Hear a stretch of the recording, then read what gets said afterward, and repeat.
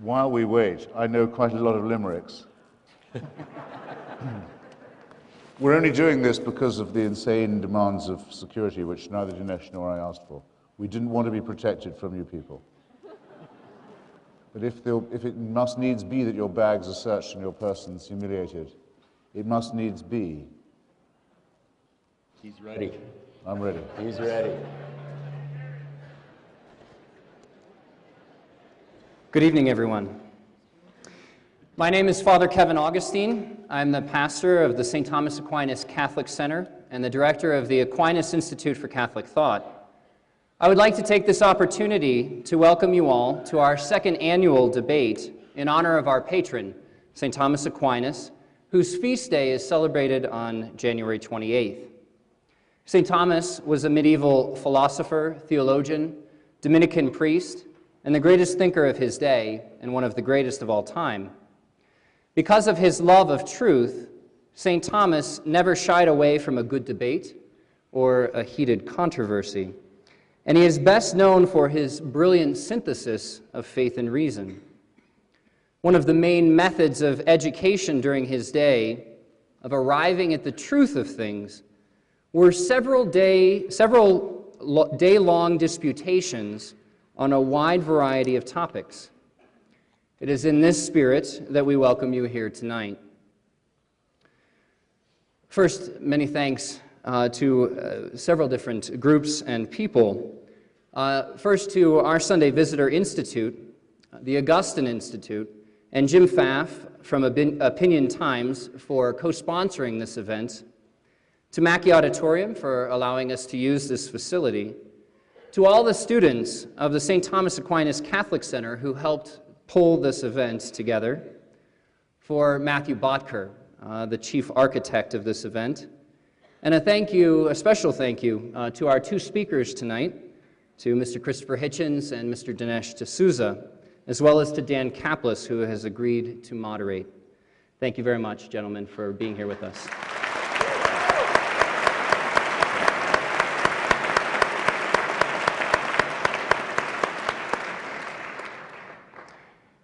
As I'm sure many of you know, survey cards were handed out as you came in tonight. This is a little survey for us to see who has come with what views and to what extent people may have been persuaded one way or another. So, of course, you don't want to fill out those cards until after the debate is over.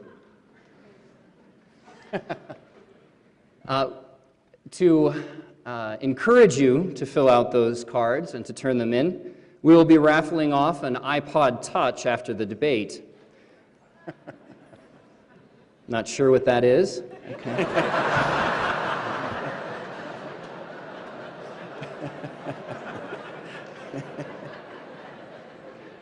But I'm sure it's great. Now, to be entered in this debate, which will take place, off stage tomorrow, and we'll contact the winner tomorrow. To be entered, you must fill out the survey completely, and we will contact you tomorrow if you've won. Please hand the completed surveys to ushers on your way out, or drop them in the boxes just outside the auditorium. The main sponsor for tonight's event is the Aquinas Institute for Catholic Thought, which is the intellectual outreach arm of the St. Thomas Aquinas Catholic Center, which is the Catholic campus ministry which serves the University of Colorado. It exists, the Aquinas Institute, to educate students, faculty, staff, and the broader Boulder community in the Catholic intellectual tradition.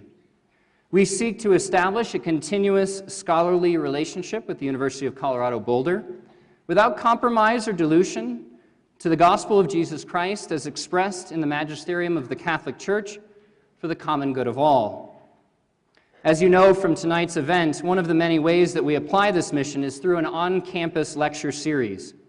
We bring excellent scholars from around the country, as we have tonight, to speak on a wide range of topics pertinent to our day and age. Recently, I have done several interviews in anticipation of this event. One of the most often questions is asked from genuine surprise, although to me I have to admit it's a little strange. It goes something like this.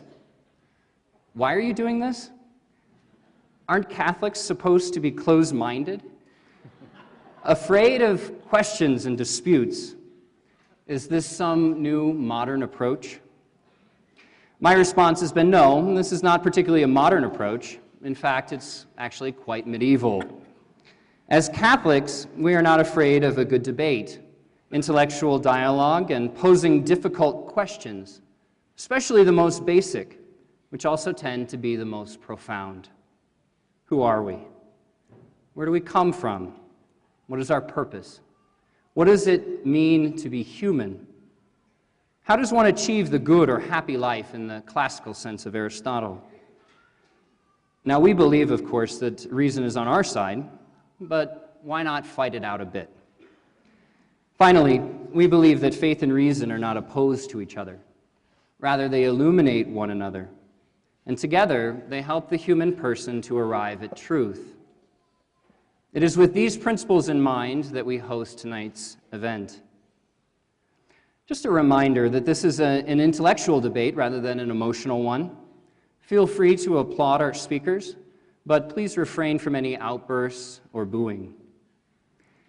If you are interested in finding out more about the St. Thomas Aquinas Catholic Center, the Aquinas Institute, or upcoming events, there is more information available in the entryways. Having said all that, it brings me great pleasure to introduce to you tonight's moderator, Mr. Dan Kaplis. Mr. Kaplis graduated with honors from the University of Colorado at Boulder, where he also served as student body president and was named the National Evans Scholar of the Year. Dan was then awarded a Juris Doctor degree from the University of Colorado School of Law. While at CU, Dan served on the Parish Council of St. Thomas Aquinas Catholic Center. He is a respected legal analyst, and he has been a regular guest on national interview shows such as Larry King Live and The O'Reilly Factor. Dan is the host of the award-winning Kaplis and Silverman Show on 630 KHOW. Mr. Kaplis' work on behalf of the disadvantaged has been recognized by numerous organizations, and recent honors include the Pro Vitae Award from the Archdiocese of Denver. In connection with his media work, 5280 magazine named Dan among the 25 most powerful in Denver. Mr. Kaplis is married to Amy Sporer Kaplis. They are the proud parents of two wonderful children, 11-year-old Joe and 8-year-old Caroline. Please welcome Mr. Dan Kaplis. Thank you, Father. Thanks very much. Thanks for having me. Let's hear it for Father. Not only is he not afraid of opposing points of view, but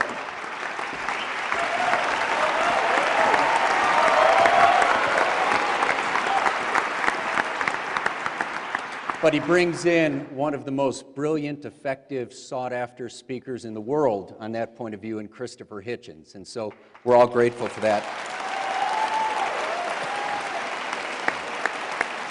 Hey, and a quick note about the Thomas Center. You know, whatever faith background you're from or none at all, trust me, you are welcome there. As a guy who stumbled in there in the turbulent 70s, which make what you're going through look like romper room, it's just a loving, welcoming place, and I'd encourage everybody, whatever age, to drop by the Thomas Center at some point. As Father said, we're not in church tonight. We know that because there are people sitting in the front row, and so that means that you're free to express yourself, but all positive, obviously, tonight. And a confession I have to make, I love prize fights. I love traveling to go to prize fights, but I've looked forward to tonight with these two guys more than any fight I can remember, because there's something about that battle of great intellects, you know, one of the most profound issues in life that's just so much more stimulating than seeing guys, you know, knock each other's heads off. But make no mistake about it, I mean, spending 10 minutes backstage with these guys, they truly want a piece of each other. I mean, they, you know, highly unlikely anybody is going to leave with a broken nose, but these are two brilliant men, and they are deeply committed to their positions, and they are in it to win it. They are here tonight to win, and the format sets up beautifully for that. Unlike those presidential debates, which we all know were anything other than debates, tonight will be. And we're going to go this way. Dinesh will get 15 minutes to open, and then Christopher will have a 15-minute opening. Guy down there taking notes, that's good. If you get all this right, you get a free pass into CU Law School.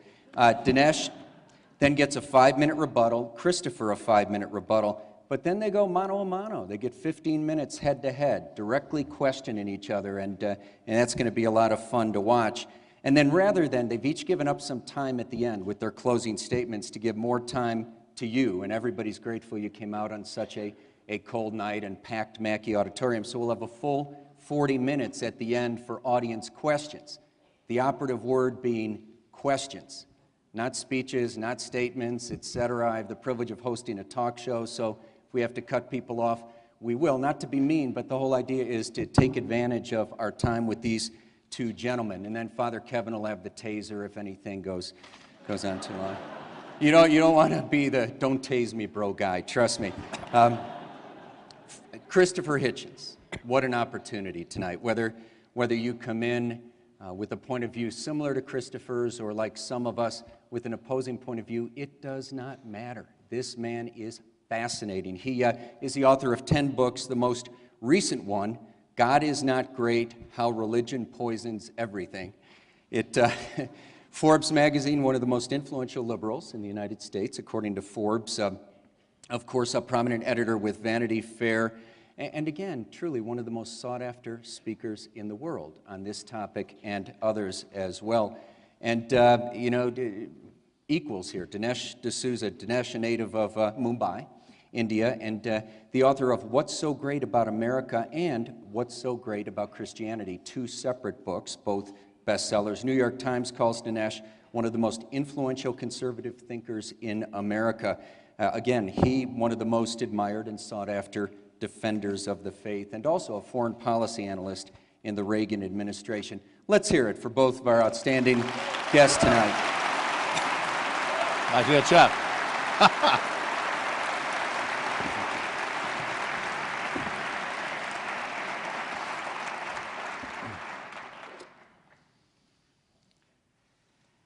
Thank you all very much. I am honored and delighted to be here. This is a great venue, a beautiful venue. Well, my podium's a little narrow, but I guess that's okay since I remembered to wear pants.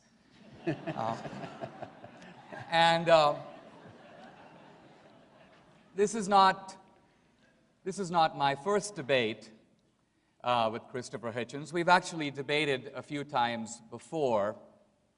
I'm not sure why we keep doing it. One of us may be a slow learner.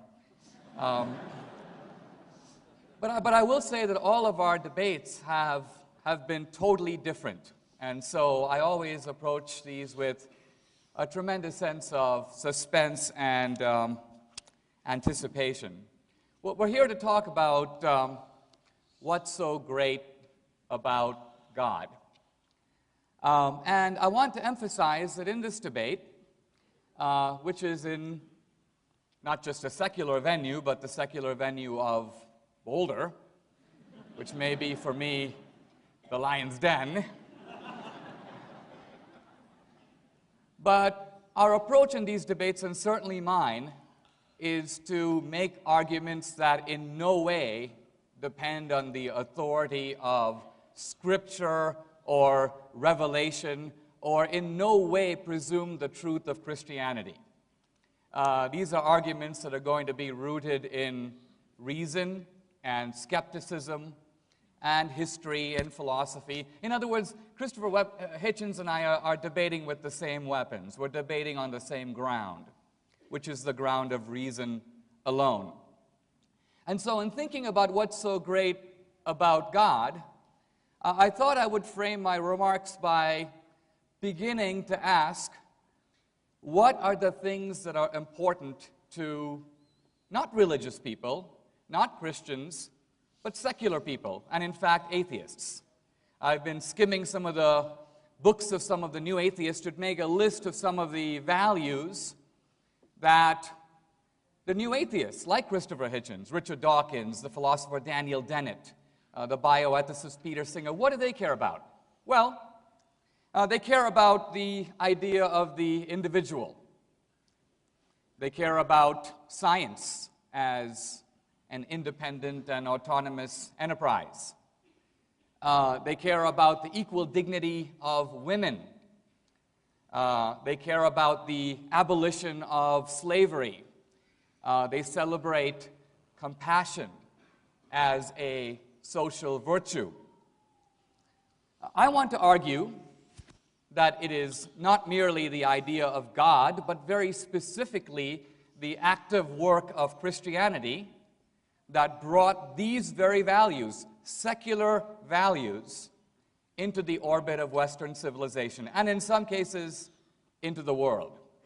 Now, I'm hardly being controversial in asserting that Western civilization, our civilization, is built on two pillars, Athens and Jerusalem. By Athens, of course, we mean classical reason, and by Jerusalem, I think we mean the combined legacy of Judaism and Christianity. And if you look at a list of what we can for a moment call the atheist virtues, we can ask, is it true that those virtues are ours, shared by believer and non-believer alike, because of this legacy of Athens and Jerusalem? Consider for a moment the virtue of compassion. One can go to ancient Greece and Rome before Christianity and look for that virtue. Aristotle makes a list of the virtues. Compassion, by the way, does not appear on the list. For Aristotle, it's something more like a vice.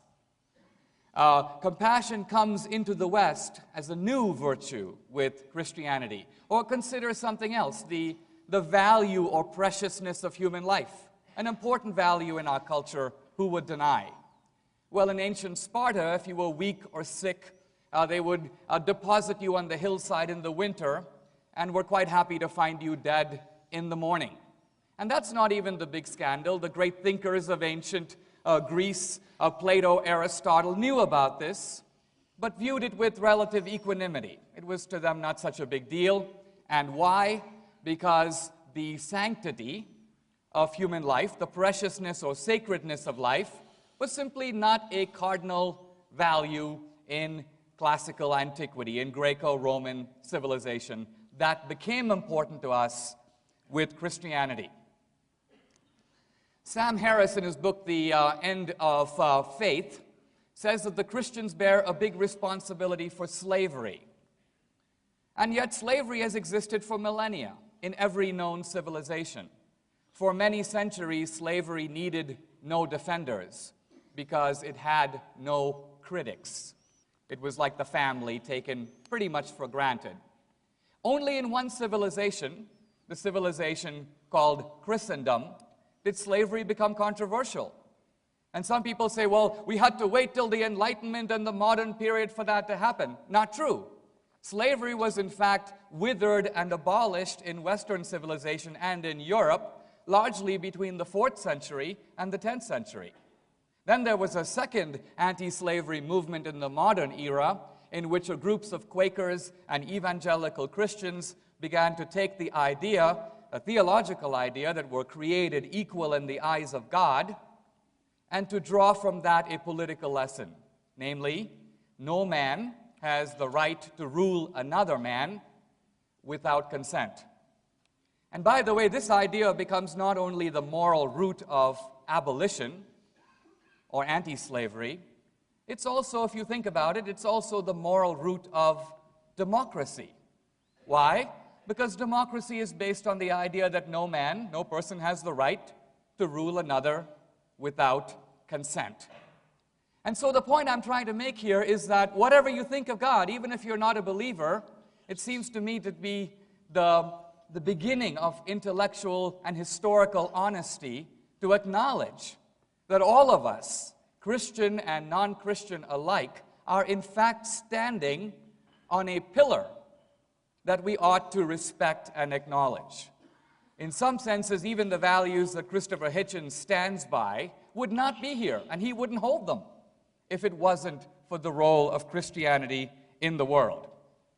I want to suggest that even modern science is rooted in not just theist, but specifically Christian assumptions.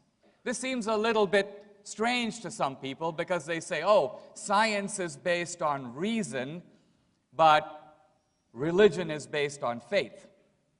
Actually, that's not so. Science, too, is based on 3 faith-based propositions that can in no way be derived from reason, and in fact are the direct legacy of Christian theology. What are those 3 faith-based propositions? Number 1, we live in a rational universe. That's not exactly obvious. You or I can be rational because we have a brain. The universe, as far as we know, does not possess a brain, and yet it is presumed to be rational. The universe is also presumed by modern science to be lawful, to have operations that can be described in the lawful language of mathematics. And finally, not only is the universe presumed to be rational and lawful, but the rationality of the world out there is presumed by modern science to be mirrored in the rationality of our own minds. If you think about it, that's the strangest fact of all. Your brain is made up of atoms and molecules and neurons and circuits. Why should all the whirring that's going on in here have a one-to-one correspondence with the rotation of the planets, or E equals mc squared, or any of the stuff going on out there? Why should there be a match between the two? What is the reason? There is, in fact, no reason. Now, if you're a Christian, all of this makes a certain kind of sense to you. You can say, I believe God is omniscient, which is another word for super-rational. So, hey, He made a rational world. I believe God's a lawgiver. He gave us the moral law, the 10 Commandments, let's say. So it's not too surprising He gave us the physical law, the laws of nature. And we believe we're created in the image of God, which is to say we have in us a spark of that divine rationality. And therefore it's not entirely mysterious that we're capable of comprehending, of apprehending the world out there. But my point is, if you're an atheist, you've got to take these things 100% on faith. Notice that it's no accident that modern science, the scientific method, laboratories, verification, checking, did not develop simultaneously in all cultures. It developed in Western culture. And this, I believe, is the explanation for it. Now, what's so great about God? I think one thing that's great about God is that He has given us a universe adapted or finely tuned for life. Here's what I mean by this. I don't mean that we live on a lucky planet that happens to be the right distance away from the sun. I rather mean that if you look at the fundamental numerical values of nature, you look at the hydrogen atom, the mass of the proton is 1,836 times the mass of the electron. If you look at the gravitational force, the electromagnetic force, the strong nuclear force, if you look at all the different constants of nature, one physicist, Lee Smolin, says, it's almost as if God is sitting at a table with a bunch of dials in front of him. What happens, modern science asks, if the scientists sneak into the room, each dial now reflects a certain numerical value of nature? What if you fool with the dials? Change them a little bit. This issue, by the way, is discussed by Stephen Hawking in his book, A Brief History of Time. And Hawking points out that if you touch one of the dials, he's talking about the rate of expansion of the universe, and you move it, not 10% or 1%, but 1 part in 100,000 millionth million, you would have no universe, you would have no life. What does this mean? What it means is not just our planet, but the entire universe has to be as big as it is and as old as it is and have precisely the numerical values that it does, because if it didn't, we wouldn't be here. The universe appears to be a kind of giant conspiracy to produce, well, us. And I think we owe a little bit of a thank you note to God for that one. Or perhaps Christopher Hitchens will come up with a better explanation. Now, I think we also need to be grateful to God, if you will, because of something that we have uniquely that makes us human. Something that in some strange sense almost appears to defy natural explanation. And by natural explanation, what I mean, of course, is not just the explanations of evolution or Darwin, but in a deeper sense, the explanation of being captive to physical laws. While all objects in the universe operate according to fixed laws, a stone, for example, has no choice but to roll down a hill. A cheetah has very little choice but to run after an antelope. We as human beings inhabit two rather distinct domains. On the one hand, this is the way we are. But then there's a second domain. This is the way we ought to be. In other words, we have this doubleness to our nature. And what's particular about the second domain, the domain of the ought, is that it appears to be free. In other words, you could never say to someone, you ought to do this, or you shouldn't do that, or you shouldn't discriminate on the basis of race, or you shouldn't be a gay basher, if they had no choice in the matter. If their decision was solely determined by physical laws, all of morality would be an illusion. But morality is as real of a fact in the world as any other. It's as real as this watch in front of me. If there are human beings who are without morality, we don't have philosophical disputations with them. We put them in straitjackets and carry them away. They're sociopaths. So the point I'm trying to make here is that not only is morality, if you will, a strange fact in the world, but it's a fact that militates against self-interest. And that is part of its peculiarity. Now, if you're an atheist, you might say, I'm grateful to Christianity, I'm grateful to the legacy of Christianity. No. What should I do about all this? And I think what you should do about all this is number one, to respect the fact that our world is the way it is, and your values are the way you are because of God, and specifically because of Christianity. And second, you might do well to consider living as if there is a God, because ultimately that will make you a better person. And if you give thanks to God, and if you talk to God, you never know. He might say something back. Thank you very much.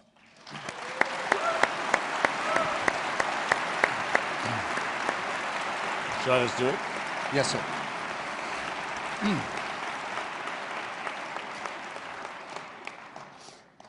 Thank you, Dinesh. Am I audible to all?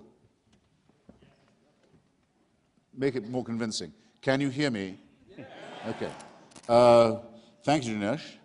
Dinesh is quite right to have said to you that there's no element of prearrangement in any of our debates. We've never concerted or compared notes before starting, and I hope we never will. We've never given the same speeches twice. We've sometimes repeated each other and each other's arguments, but there must have been an energy leak somewhere this evening, because he wanted to praise me and my fellow atheists for our compassion. There must be some mistake here, at least in my case. One of the very few times I've ever felt like being a Christian is when reading how the early church fathers lost for an account of why it is fun to be in paradise. The alleviation of the first 100 million years of saying thank you, for example. Would say, well, at least you can go to the lip of the thing and look down and see the screams and wails and torments of the damned when you want to be cheered up. And I think, that's me. I'd be religious on that basis. One of my very few pleasures, actually, is crowing over the misfortunes of other people and trying to add to those misfortunes. And I'm hoping, in fact, to score a few points of that sort tonight. Thomas Aquinas, like me, didn't believe in astrology, or rather, he didn't think you should try it because it would only let the demons in. He thought it was a very dangerous science, the sort of thing that could allow the devils a foothold. Unlike me, believed himself capable of levitation, had a higher opinion of himself, in fact, as a debater than I do of myself. But Dinesh has left me with no alternative but to start at a position I hadn't ever begun with before, which is to ask anyone here if they've read a novel called When It Was Dark by Guy Thorne. There's an off chance. I thought someone waved there. It was a huge bestseller before the First World War, enormous international bestseller. I'll very quickly summarize its plot for you. From Palestine, there comes a report that the bones, the grave, in other words, the cadaver, the remains of a Nazarene martyr, evidently someone who'd been subjected to crucifixion, have been discovered in a tomb where a stone had to be rolled away to unearth it. And more the rumor is believed and reported in international press that the mortal remains of Jesus of Nazareth have been found. What are the consequences? Well, the consequences are just what you would expect. People start having sex in the streets. They don't care for family values anymore. They dissolve the ties of kinship that bond them with their own relatives, indeed with other human beings. They steal, they rob, they cheat, they lie. All restraint is gone. And it's only by the miraculous discovery that all this initial story is a fraud, put around by Jews and secularists and Freemasons and other riffraff, that morality is restored to the human race. I recommend a reading of this piece of trash novel, which makes the Da Vinci Code or the Left Behind series seem like Proust or Balzac or George Eliot. Because unless you believe something like that, everything Dinesh just said to you is complete nonsense from beginning to end. I invite you to the thought experiment. If it could be shown to you that the figure of the Nazarene was, in fact, as we believe, entirely mythical, as was the figure of his mother, as was the figure of Vishnu, as was the revelation supposedly given to the illiterate Arabian merchant peasant Muhammad, the man calling himself the prophet, as was the existence of Moses and the legend of the Exodus. If all of this can be shown as it can be, I haven't time for it, but I'll take any challenge on any of these points, to be an entirely man-made legend, would you really look at your neighbor differently? Are you telling me, or are you willing to be told, even by someone as fluent and charming as Dinesh, that it would be true of yourself, that you would then become a thief, that you would then become a liar, that you would then not condemn a rapist, that you would then have no knowledge of the difference between a right action and a wicked one? I don't think there's anyone in this room who could be so abject, so wanting in self-respect, so masochistic, so subject, and I'm coming back to this, so servile, as to believe any such thing. And if I had to stop now, that's all I would really have wanted to say this evening. But as I say, I didn't come to be compassionate. I have some more suffering to inflict on you before I'm done. Morally, ethically, I submit we would be in precisely the same case as we are now if, as is in fact the case, these stories are proved to be man-made legends. We would be faced with the same questions that we are ever faced with. What are our duties to one another? Why are we here? Does our existence have a meaning or a purpose or a pattern beyond what we can discern? How can we build the just city? Does our presence here have a point? These questions predate monotheism, were debated very earnestly in schools of philosophy in the Mediterranean long before monotheism was inflicted upon us. And these questions would remain as urgent, and they would have to be posed again and anew in every generation if monotheism were by chance to decline, as it has been doing, or even to pass away, which I don't think that it actually will. The same would be true if polytheism was to undergo a similar collapse. Now, the believers say that the problems I've just mentioned don't really exist. They're only problems in the mind of philosophers. The question of how to be moral and why has already been decided. Dinesh, I think rather too tolerantly, said that he had an open mind on matters of faith. He wasn't here to defend the Christian religion or revelation or any of these things. I don't know what kind of, I leave it to the good father, what kind of Catholic Dinesh now seems to be in his own eyes or anyone else's. But in fact, religion means you must believe that God has revealed himself to us and his purpose, that his commandments and wishes are knowable and indeed known by human beings, that this revelation has in fact taken place. and that all that is required is for us to live up to, created sick as we are, commanded to be well as we also are. What kind of dictatorship creates you ill and then orders you to recover? I'll come back to that. But created sick as we are, our duty is simply to live up to these preachments, this revelation. That is what religion means to me. If anyone wants to stand up and say it's not what it means, I'll take the question. I can't wait for it, in fact. And that what we're short only of prayer and faith and good works, and that we can have our sins expiated for us, that there can be vicarious atonement, that our shortcomings can be taken upon someone else whose pain and misery and suffering can redeem us. In other words, that I come to you, madam or sir, and say, not that I will pay your debt because I know you're in trouble and I have some spare money. Not that I will take your place in prison, which I might, if I really loved you, be willing to do. Not that I would take a risk for you, put my own body in front of yours to prevent suffering from falling upon you or coming upon you as I would with a child of mine. But know that I can take away your sins, that I can make them go away, that vicarious redemption and expiation is possible. In other words, that personal responsibility means nothing, that you can throw your sins onto a scapegoat. And rightly is scapegoating considered by us to be a contemptible term, a contemptible verb. No, it won't do. It won't do morally. It won't do ethically. And there is no reason to suppose that any such moment of vicarious expiation or redemption ever took place. Now, when I said in my subtitle, this is a lousy microphone, isn't it? Or is it only for me? When I said in my subtitle that there's something about religion that poisons everything, I know publishers like controversial subtitles, but I was willing to stand by it. And I knew people would say, everything? I mean, cricket, tantric sex, Chinese food. Yes, I sort of do mean, in a way, everything. For this reason, it attacks us in our deepest integrity, in some of the ways I've just tried to describe. It says we don't ourselves have any innate knowledge of what's good or wicked. We couldn't, on our own responsibility, out of our own self-respect, decide upon an action in this way and decide to defend its integrity. We would need divine permission and maybe even a human sacrifice or two to ram it home.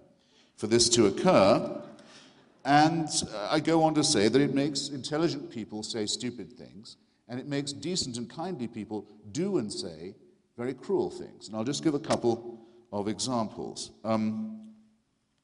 What would you say, Dinesh, was the lifetime now established scientifically of Homo sapiens? Francis Collins, the Christian chairman of the Human Genome Project, thinks it could be 150,000 years. Richard Dawkins thinks it could be as much as 250,000. I don't know, does anyone have I'm excluding those who think it's only 6,000. What if I call it 100,000? Right. All right then. For 100,000 years, Homo sapiens been on the planet. A fragment of evolutionary time. During that time, people were born, usually dying in the process, or at least a 10 to 20% chance of doing so. If they survive infancy, the odds go up there a lot. They probably have a life expectancy for the first 50, 60, 70,000 years of about 25 to 30 years, usually dying of their teeth. The rending pains of childbirth killing the mothers as well, famine, disease, fear, terror, earthquakes, where do they come from? Thunderstorms, why? Hurricanes, what is this? Volcanic explosions that blot out the sun. Appalling life of fear and want, and disease, where germs are not known of, don't have to draw you a complete picture. And that's to leave out the wars over territory, over sex, over womanhood, over possession, that additionally take life. And this is the Hobbesian situation. Life is, as Thomas Hobbes describes it in Leviathan, very nasty, brutish, and short. And I'm just asking for 100,000 years of this. For the first 98,000 years of it, heaven watches with indifference. Who cares? Doesn't look terrific, but, they're inching along, I guess. I mean, sometimes moving forward, sometimes a bit back, but no, Anyway, let's just see how it goes. 2,000 years ago, it's decided, actually, now we have to intervene. But only in illiterate parts of the Middle East, to reveal our face to this species and tell them how to behave. That should do it. Now, I can't prove that that did not happen. I cannot disprove that, but I can say of someone who does believe it, that they're willing to believe pretty much anything. And I don't just mean believe pretty much anything that they're told. I mean to believe almost anything about their deity. Because if that is how it happened, it's the same as saying that a universe that contains perhaps 100,000 million planets contains just one, which has one favored mammalian species alone chosen for salvation, while the others go into black holes, white dwarfs, shooting stars, imploding comets, and the rest of it. You could believe that if you want. I can't tell you that wasn't the design. But I can tell you, or I can assert, I can make you think, I can ask you to consider whether the person responsible for this is not either very incompetent, very tinkering, very capricious, or very, very cruel. And I won't let you I hope I won't let you go home without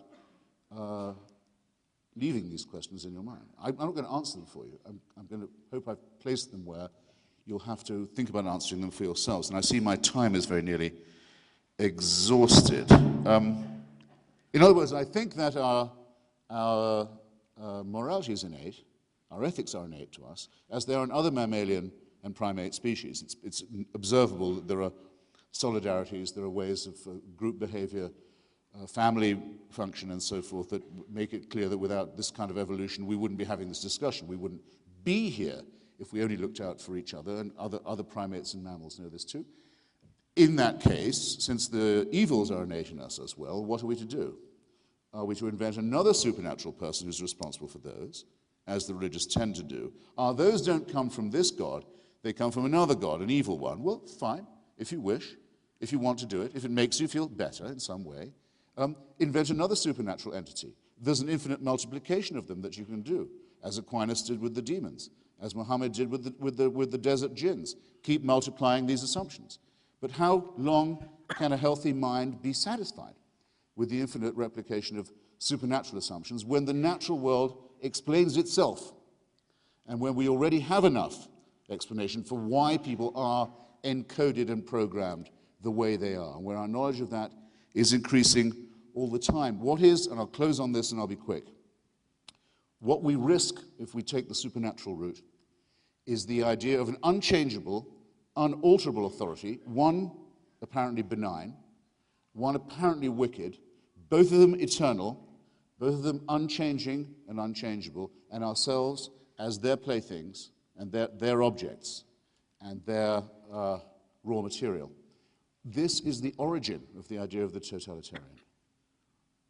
This is where the idea of tyranny begins, with the eternal, unchanging, tyrannical authority, where we must try with our poor powers to guess what's wanted of us and to spend our lives on our knees. I say the beginning of emancipation is to repudiate this antique serfdom and all the contemptible and often laughable superstitions that it requires for its maintenance. And the job can be begun tonight, and I invite you to join me in doing so. Thank you.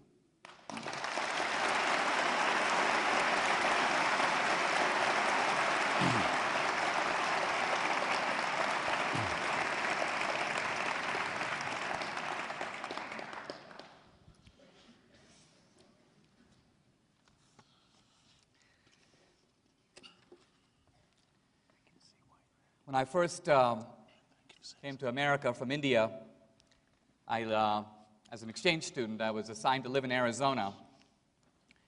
One of my first entertainments was to go to a rodeo. I feel like I'm back at the rodeo, by which I mean in listening to Christopher Hitchens, I see a point here, a point there, but also a lot of bull in between.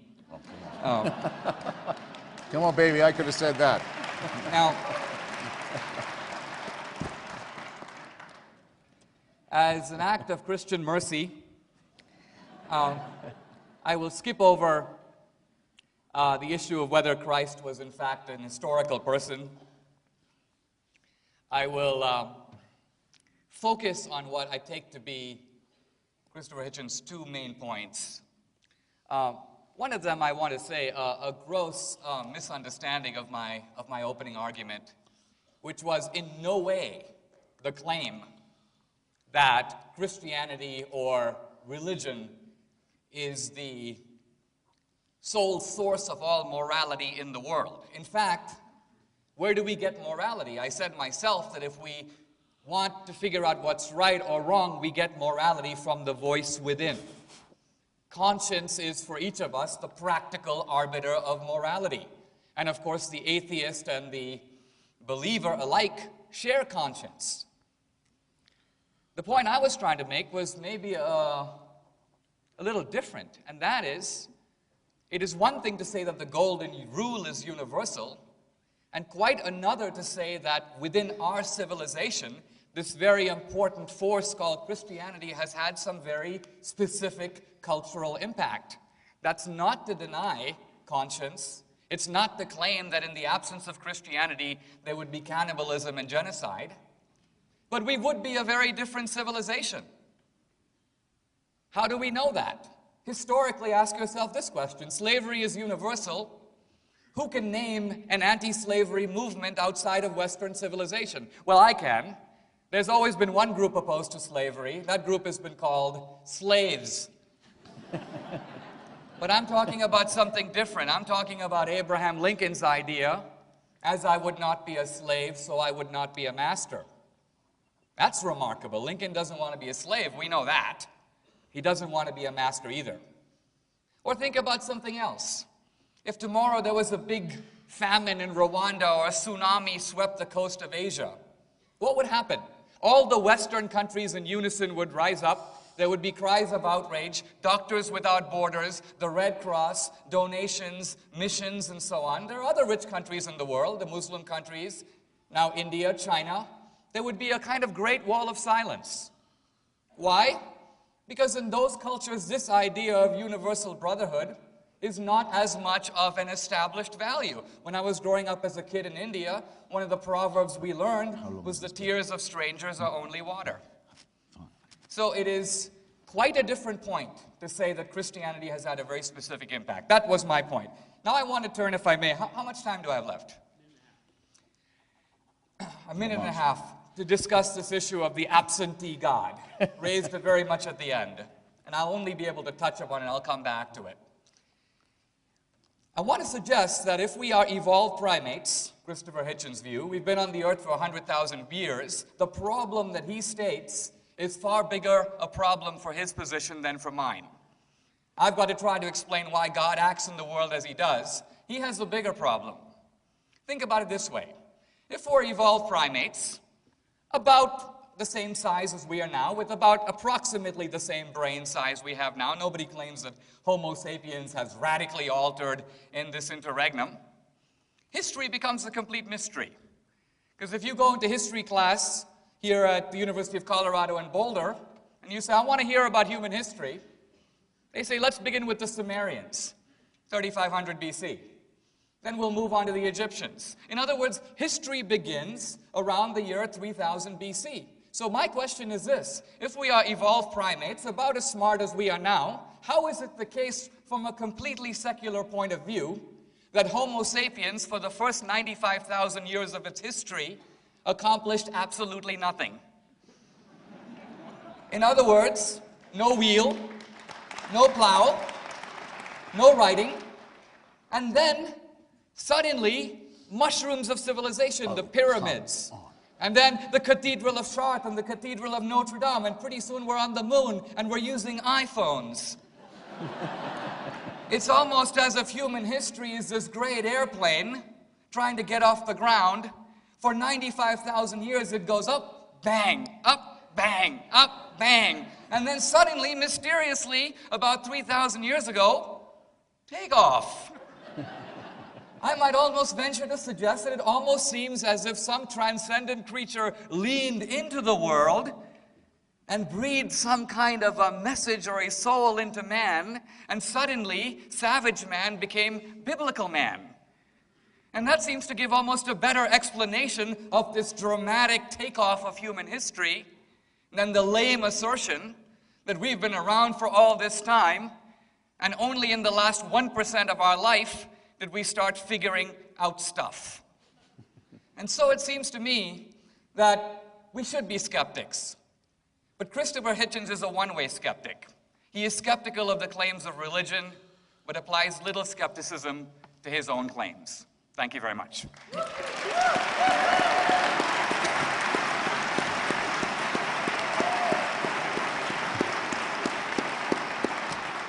done. Well, now, Mr. Chairman, I have to take back some of the nice things I was just saying about Dinesh. One of them has to do with the prearrangement. I've heard him make that point about the bull's horns so many times now. Tonight was the lamest. I've also heard him try it on other people. I hope this is the last time I have to hear it. I noticed it didn't go down that well. It's because it's not that good. He was also never at that rodeo. To his second point, which I can scarcely believe I have heard made, let alone, and some of you should blush on your way home, let alone applauded. Yes, of course, the reason why civilization stopped being barbaric and why stuff started to happen was the arrival of monotheism. I mean to say, there is a one-word refutation of that, I think. Do you want to know what it is? You've guessed. This is a university, China.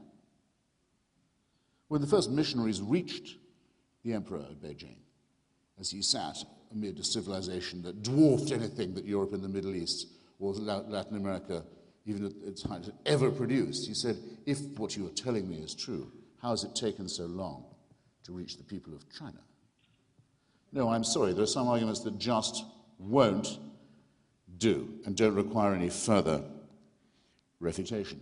The lost years, the lost millennia of the misery of human prehistory have to be taken into account. And after all, we were invited to touch upon them by Dinesh in considering the difference between antique and modern slavery. All right, I'm not going to reject a challenge like that. And slavery in antiquity was this: you lose, our civilization has conquered yours, you now work, you the victims, you work for us. You're machines from now on, you work under our lash, you build our system for us, you build our walls, you dig our canals in return for our rations. Woe to the conquered. You can easily see how it happened. It is only with the arrival of religion that it is said in holy books that certain people are born as a race or people to be the masters, and others to be dispensable, either to be slaughtered, or when most of the slaughter is done, for the remainder to be kept, often female, as slaves. In every holy book, from the original holy books of the Jewish people through those wrongly adopted, in my view, mistakenly adopted by the Christian religion, to the Quran, to the Book of Mormon, slavery is mandated, and those who are born into it, usually by a different colored skin, are clearly, plainly identified, usually as the sons of Ham, or some such nonsense, pseudo-ethnological garbage. Okay? That's what's different. So, in the waning centuries of this foul system, it is true that some Christians, out of conscience, turned against it. Wilberforce is one of the best known. William Lloyd Garrison, who later became a secular humanist, is another very famous case. But it was never not the case, and this is what Abraham Lincoln pointed out with such irony and bitterness. It was never not the case that all the justifications for slavery were religious too, and that all the leaders of it, and all the profiteers of it, were taking their text and their authority from the Holy Scriptures. That's what you can't get over, and that's what you can't accuse the Babylonians and the Sumerians of doing. So my point remains exactly what it was. Not that religion doesn't make people behave better, because it quite plainly does not, but that there are things in it that no secularist would regard with, other than the horror that we now reserve for things like cannibalism and slavery. The genital mutilation community, ladies and gentlemen, is exclusively, as far as I know, a religious one. The mutilation of the genitals of children, forcible mutilation of genitals, is entirely scripturally mandated. The suicide bombing community among some Tamils in Sri Lanka may or may not be partly secular. It depends. Some of them are very extreme Buddhists, and some of them quite extreme Hindus. But for the most part, the hideous idea of suicide murder is a religious mandate, not as something that has religious authority, but is a commandment. People wouldn't do this if they didn't have faith. I'll open our next session with a question. I'll make it my closing, because I think it's time for my closing. And I'll ask it not just to Dinesh, but I'm hoping to leave all my questions in the minds of all present for this evening. There's a baby born tonight in Pakistan. Would you rather, from the point of view of ethics, morality, the advance of human civilization, that this baby adopt my views of secular humanism, or that it become a Wahhabi Muslim baby? Because if you think that religion is good for people, I don't see why you don't say the second. And if you don't say the second, I think you ought to work out why you don't say the second. And if you prefer it over me, see me afterwards. Okay? Thank you.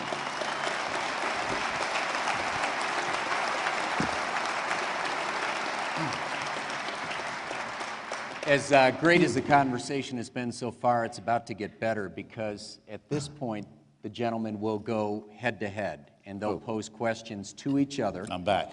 And this is going to be good. What was the preceding? Oh, you just... No, I know you're kidding. No rules. All right. Bring it on.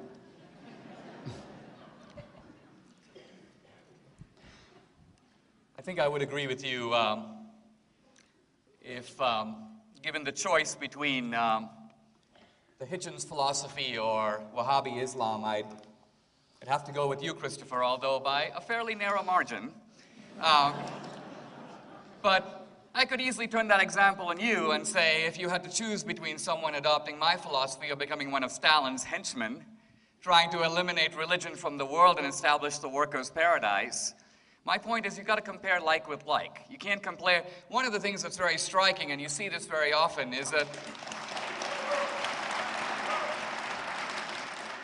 the worst manifestations of religion are compared to the greatest achievements of science.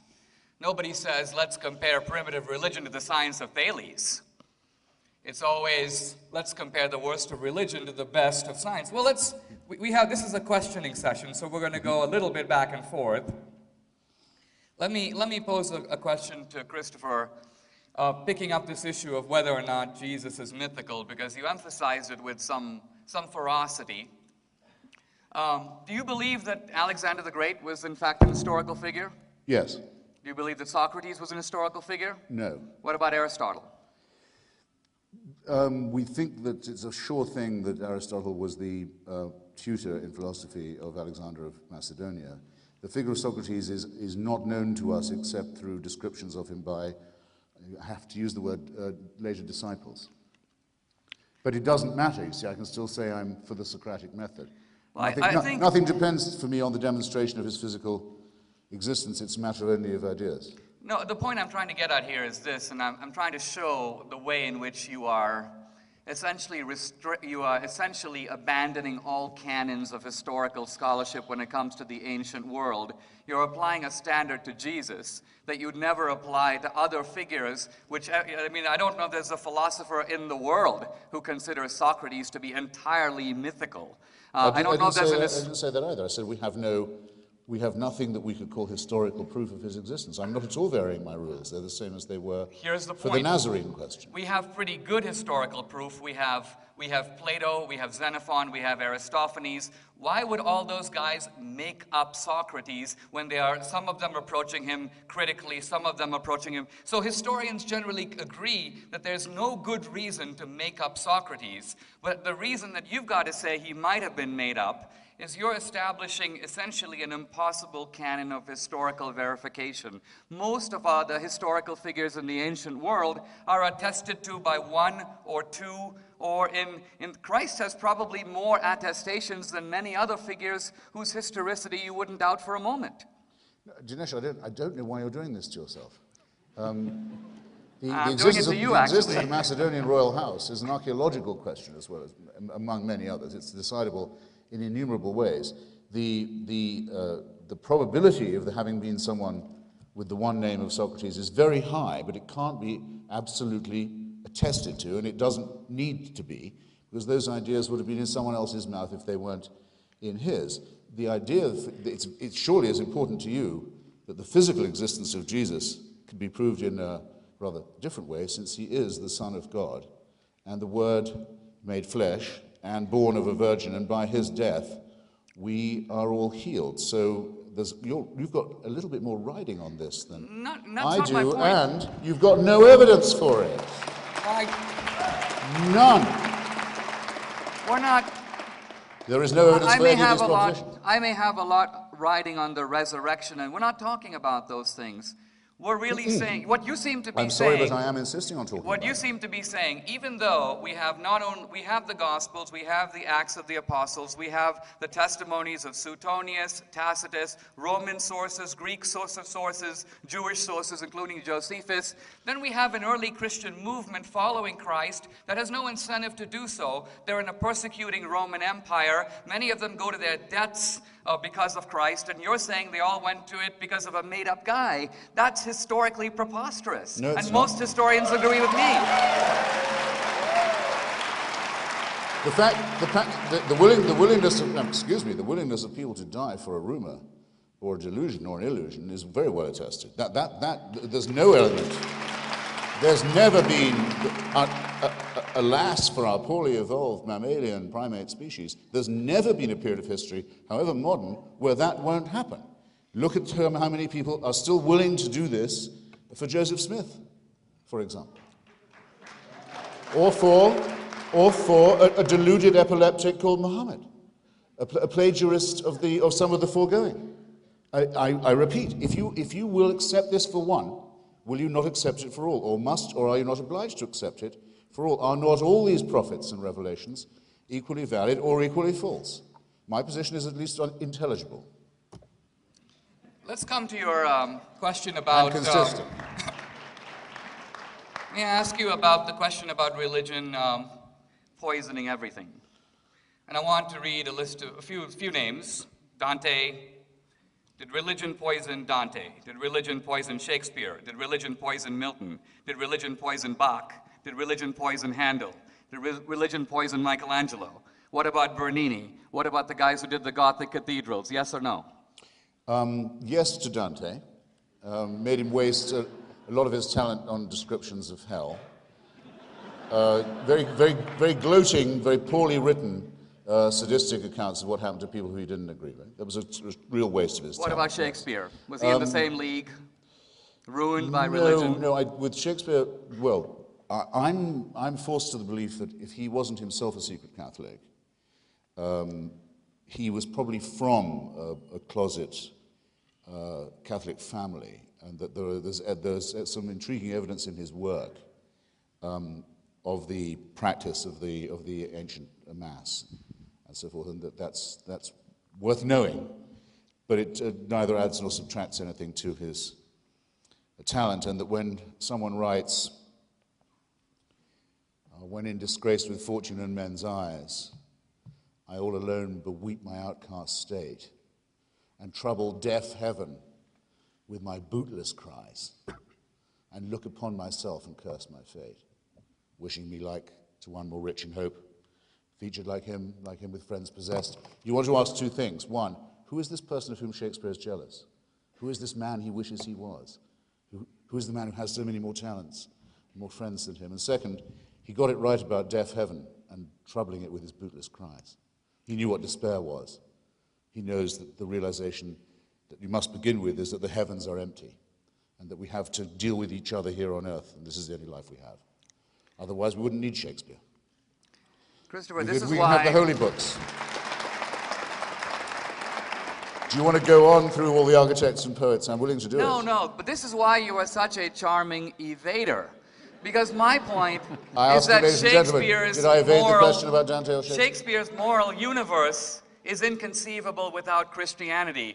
The strength of it is he gives voice to different views within that universe. You isolate a view from one character, impute it to Shakespeare, and imply that Shakespeare somehow transcends... Excuse me, the person I was just quoting was Shakespeare. That's one of his sonnets. Yes. It's not a character from a play, as you should know. The sonnets are It's all... him reflecting upon his own condition. Now, my life, I'm willing to admit, my own life, which is mainly devoted to the question of language, is inconceivable without, say, the King James version of the Bible, sometimes not by the Aquinas group, but by others called the Authorized version of the Bible. And by the Cranmer Prayer Book, which falls somewhere on the Protestant Catholic frontier, and other things. I couldn't imagine my life without being able to call upon verses and staves of this, or in fact without being visited by them when I didn't even call upon them. But that doesn't mean that my morality comes from that, or that I need the permission of the church by law established in Canterbury to think moral thoughts. My point is that or immoral ones, if it comes to that. The point you're missing is not the King James Bible, but the sonnets have narrative voices behind them. Some of them are said by a young man. Some of them seem to be said in a homosexual tone. Others are clearly heterosexual. So in literature, because someone wrote a sonnet, that doesn't mean it's their opinion. But it's your turn to ask me a question. Well, you know that, I suppose one of the things that most upsets and depresses and alarms and nauseates secular humanists is the sectarianism or any appeal to it. In other words, I didn't want Rick Warren at the inauguration, not just because of his apparent...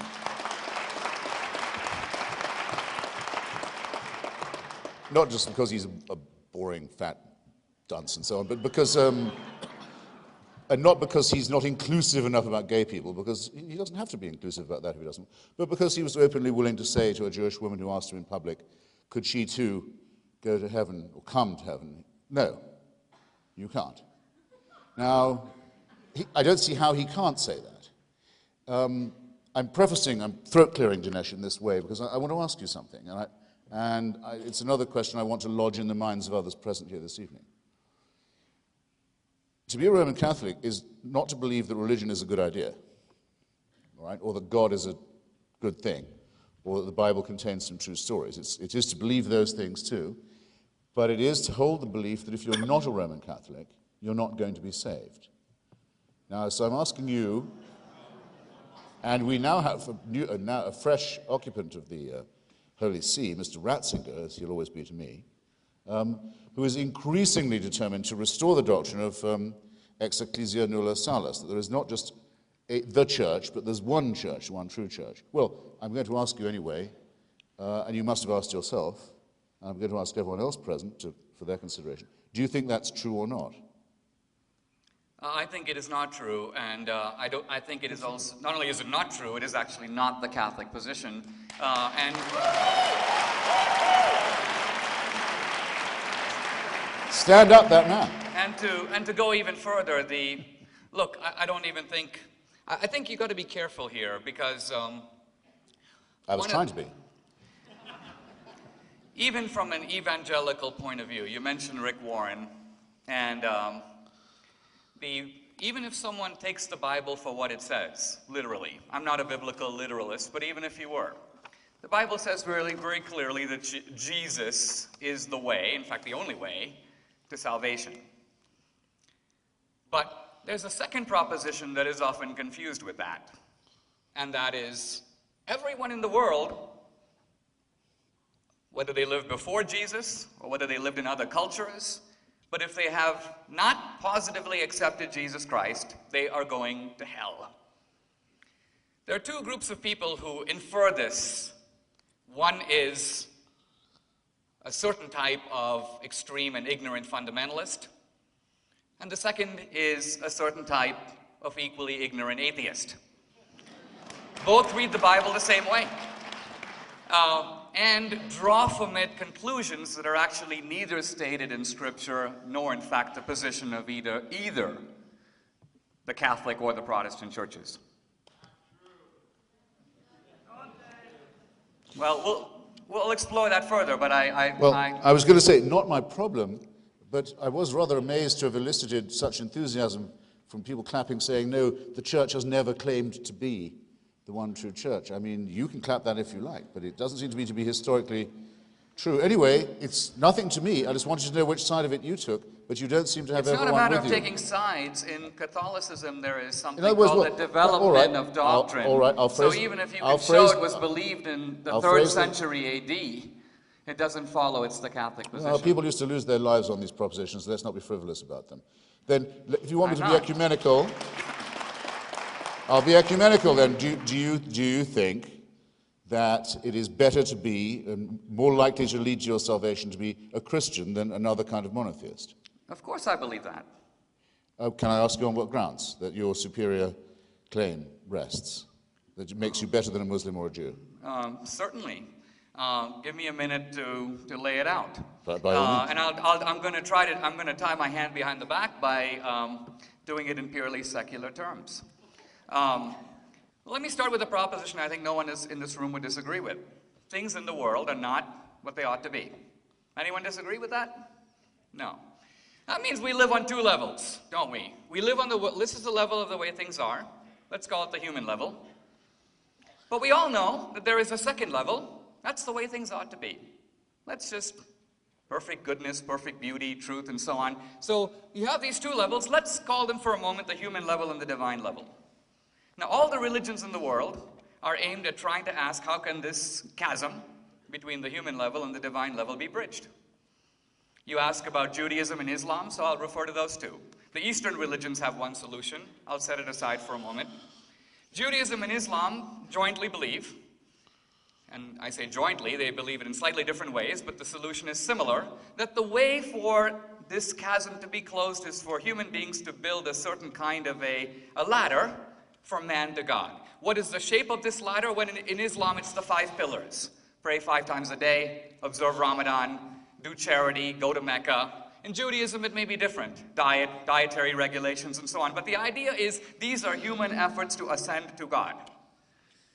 Christianity is different, maybe not better, but it certainly is different in declaring this project wonderful and noble, but impossible. That this human effort, however gallant, cannot close this enormous gap. If the gap is to be closed, now maybe as an atheist you say it can't be closed, but if it is to be closed, the Christian belief is it has to be done from the other side. In some mysterious way, God has got to condescend to the human level, and that's the role that Christ plays. He's the emissary, if you will, from God to man. Now, notice that here I haven't appealed to Scripture. I haven't quoted the book of Leviticus or the Gospel of Matthew. I've given, in my own best way, a certain anthropological account of the human problem. I've given the ways in which different solutions are proposed, and I leave it to you to examine which solution is the most plausible. I'm saying the Christian view seems to me to make the most sense. If indeed this great gap can be closed, it seems to me that it has to be closed the Christian way. The other way can make progress, but even though good, it isn't going to be good enough. Fantastic. So you'd make a really good Muslim, in that the main profession of faith, the only real profession of faith a Muslim has to make is there is one God and his messenger, his emissary, the crosser of the gap, is the Prophet Muhammad. I mean, you have just as perfectly stated that, restated it, as one could have wished. I wish you joy of it. I'm sorry, I wish you joy of it. Either I didn't hear you or you have just issued a whopping non sequitur. So I'll give you the benefit of repeating it. Which is a perfect point. You said that the gap could only be closed if God sent an emissary. That's what makes Christianity different. I appeal to the audience. Did I misstate that? Did he not say that? Did you not say that? I did say it, and yeah. but what is the profession of faith of Islam? There is but one God, and Muhammad is his messenger to us. That's all you need to be a Muslim. Here, if I can briefly answer, then we'll go to questions. Do you think Islam is man-made or God-made? Do you think that God spoke through us to Muhammad, or that only Muslims are under this wrong impression? That God's only appeared to us once through the Nazarene? Here, let me give the Muslim answer, which is that Muhammad was solely a man. That's not my answer. That's the Islamic answer. Islam is different from Christianity. In Islam, Muhammad is in no way considered to be God's special messenger. Muhammad is believed to be the illiterate and unworthy recipient of Allah's revelation. He does in no way occupies the same position in Islam as Christ does in Christianity. So the equivalence that you're suggesting between Christ and Muhammad is simply wrong. It's crossing the gap in the same direction, though, isn't it? Surely. You said the gap had to be crossed not by humans building up towards heaven, but heaven coming down towards us. Well, quite plainly, the Quran is the same in that respect. I'm asking you a different question now. I'm saying, do you think that those who believe that God ventriloquized himself through the Archangel Gabriel, oddly enough, through this illiterate, that's a true statement, that did happen, might have happened, could have happened, or didn't happen? I don't believe it did happen, but the point I'm trying to make gives that us you're something in missing. common. Obviously, I don't accept the revelations of other religions, but the point I'm trying to make here is that the Islamic solution is radically different from the Christian one. Whatever Allah's revelation to Muhammad, it was not vicarious atonement. It was not the idea direction. that God is closing the gap. It was rather that human beings have these social and legal and civic duties. In other words, in Christianity, you have the idea, for example, that morality is intentional. If you've contemplated the sin, Christ says, in a sense, you've committed it. In Islam, it's very different. Thought crime. One second. The mullah Thought doesn't... crime. Totalitarianism again. Thought crime. Whether it is or not... We know what you're thinking, and we can punish you for it. Totalitarianism defined. Tyranny defined. Thought crime. You said it for me.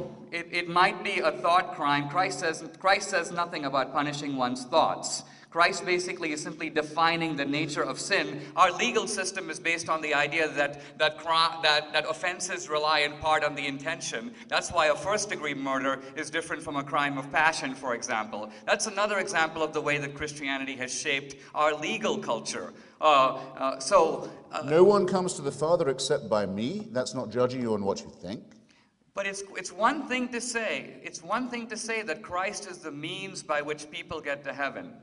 And it's quite another thing to say that everyone who hasn't explicitly accepted Christ is damned. In fact, the Bible itself disputes that. In the book of Luke, we know that Abraham is said to be in heaven. Well, Abraham lived before Christ. He obviously didn't accept Christ, and yet he's in heaven. So the Bible itself confutes your assertion that a positive affirmation of Christ is a prerequisite for salvation. No. The Bible is incoherent. That's a quite different statement. Well, you're just choosing the parts The that Bible you can... The Bible is thoroughgoingly through and through incoherent. That doesn't make me inconsistent. Not inconsistent, only selective. Gentlemen, on that note, I'm feeling a little like Gwen Eiffel here, you know. But why don't we do this? A round of applause for both gentlemen, and we'll go to questions from the audience.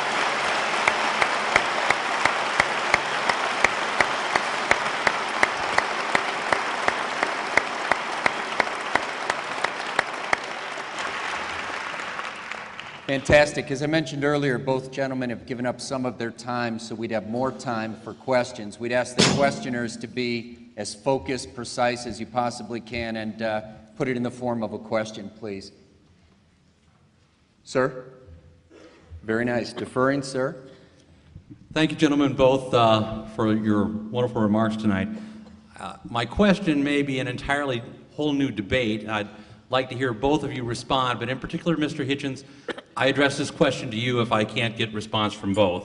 Mr. Hitchens, how would you define or delimit what we mean by a person, and what is our innate duty to another person? Well, I think the word individual is a well-chosen word for our description. In other words, you can't boil it down any further. However much you talk about the society, the tribe, the species, and so forth, you're stuck with the fact that it has to be made up of members who are a bit more than atoms. So individual is a person, someone who can't be further subdivided. Hope that will meet your rather bizarre question, I have to say. The second is, how do we know what our duties to one another are? Well, what we know is that without a certain solidarity is my preferred word for it, without an understanding that there's a common interest as well as one's own raging individual demands and needs, which have always been understood at all times to be, in the case of any one person, insatiable, that unless these can be married in some way to a concept of the common good, then the enterprise isn't possible. And if this wasn't true, then of course we couldn't have had a human society, however primitive to begin with.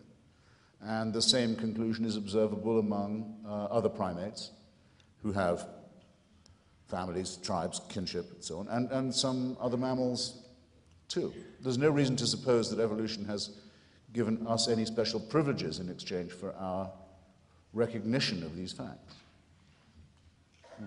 Thank you. Can we each take a Please. brief? Left unanswered is the issue of how evolved primates develop either individualism or solidarity.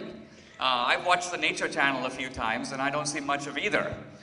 So that it seems to me that there's a missing element here, and I think Jefferson, who was, by the way, a man of the Enlightenment, not a particularly devout Christian, nevertheless asked, where do we as individuals get inalienable rights? In other words, where are the obligations, the mutual obligations to each other? Where do those come from? And he could have said any number of things, but he could think of only one. The unalienable rights are ours because we are created, we have a creator. That's where they come from. And I think to this day, we haven't had a better source of rights and of these individual dignities that Christopher Hitchens takes for granted, but makes no effort to ground.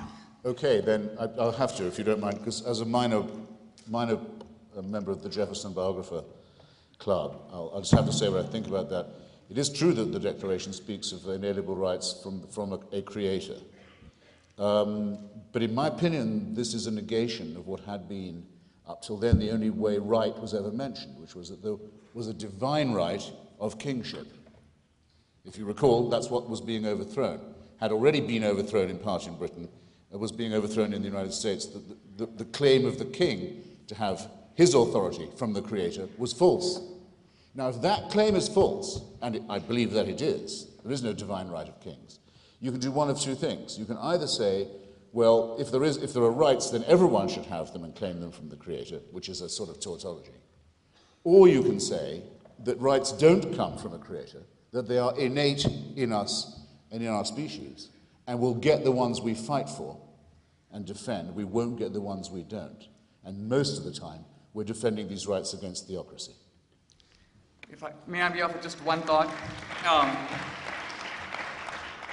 I think you are right that Jefferson is opposing divine right, but here's the truly profound thing. Rather than deny divine right completely, Jefferson makes a very different move. He transfers divine right from the one to the many.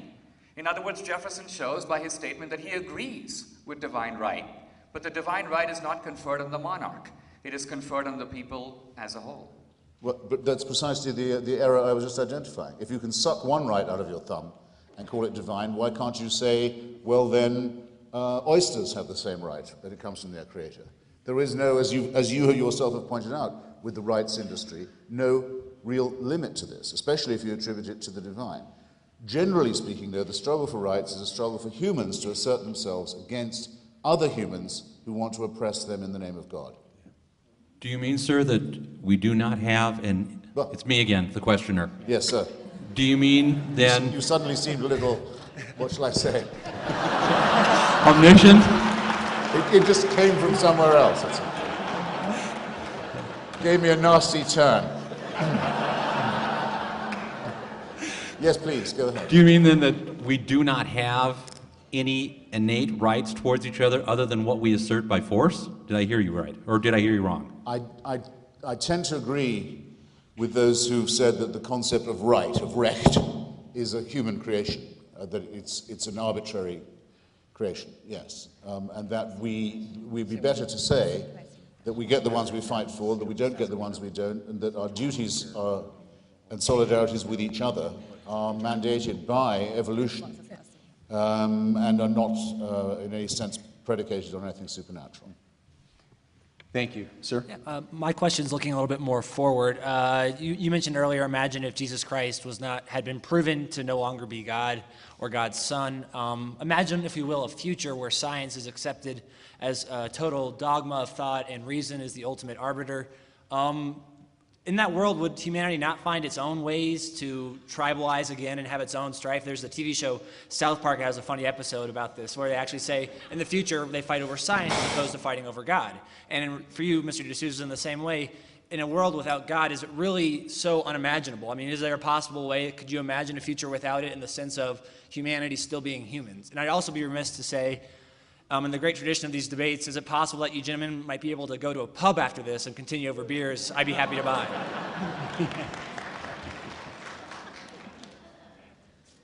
On the second point,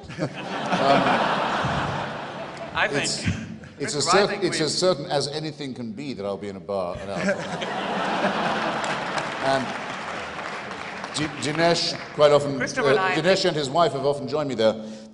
On your point, my view of the mammalian evolution of our species is that we are programmed to be superstitious. Religion is unvanquishable, unbanishable, as long as we're partly irrational, as long as our prefrontal lobes are too small, our adrenaline glands are too large, and our opposing thumbs are still too clumsy. Of course, people can be sold every kind of delusion. I half agree with G.K. Chesterton when he said that people don't believe in God. They don't believe in nothing but in anything. I believe that the belief in God is a willingness to believe in anything. But if you take orthodox religion away, you may very well find someone worshipping a pet rock, or a tame fish, or a crystal, or some New Age nonsense healing process. Yeah, that's the way a lot of people are.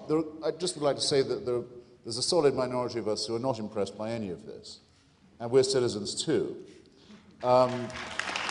And deserve that much respect.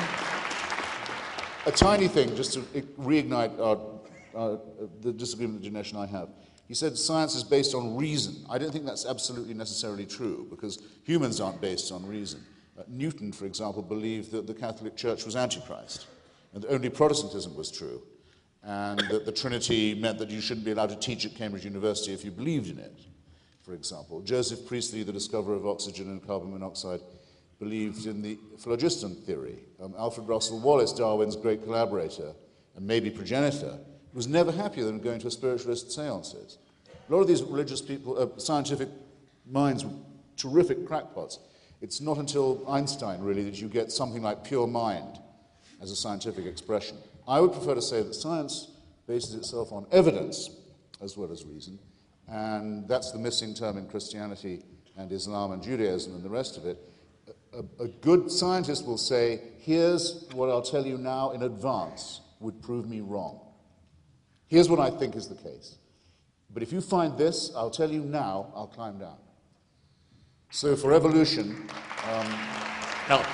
there is no religious believer who can do you that service, who can say to you, show me this and I'll stop believing. It's never been done. In the nature of the thing, it couldn't be done. The E word for religious people is essentially meaningless. It's occasionally convenient. Sometimes they think they'd like some evidence, usually in the form of miracles, because faith always turns out to be not quite enough. Let's have a bit of evidence, a tiny bit. I forget which scientist said, scientists of evolution said, okay, what would make you stop? What would make you say you were wrong? Rabbit bones in the Precambrian layer. That would do it. Find me a rabbit bone there. It's all over. The debates between Dawkins and Gould on punctuated evolution, for example, are as intense as any debate has ever been between schismatic Catholics, Protestants, Sunni and Shia Muslims, or anything of this sort, except that they're all decidable on evidence as well as reason. That's what makes all the difference. All the difference. Okay.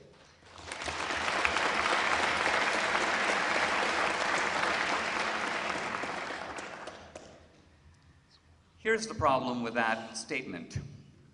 There are the biggest questions of life. Who are we? Why are we here? Why is there a universe? What's our purpose? What comes after death?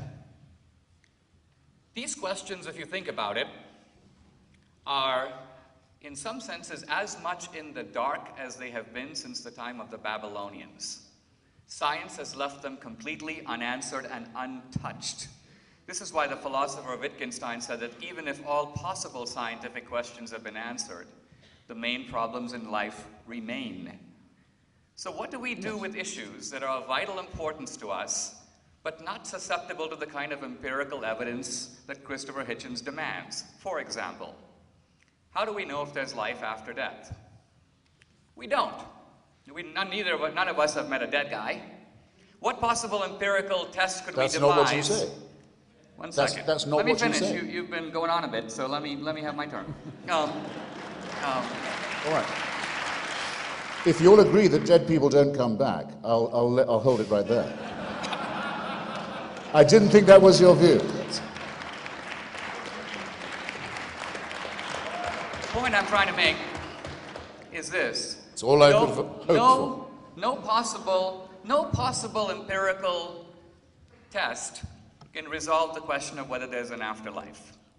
So, in the absence of evidence, I believe that there is an afterlife on faith. In the absence of evidence, Christopher Hitchens does not believe that there's an afterlife. The difference between us is not that he knows and I don't, or I know and he doesn't. He is laboring under the delusion that his position is based on reason and my position is based on faith, when the truth of it is neither of us know, both of us are guessing, both our positions are based on faith, and he would do well to have the honesty to admit that.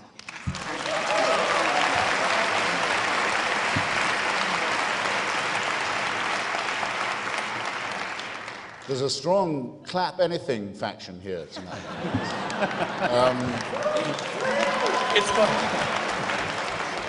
Apparently even I can appeal to it. Since you just said to me and to the audience, and I think it's so recent, so moments ago that people will remember it, that you believe that on faith, the afterlife, and I don't. Then you say, we're the same, because we're just as faith-based as each other.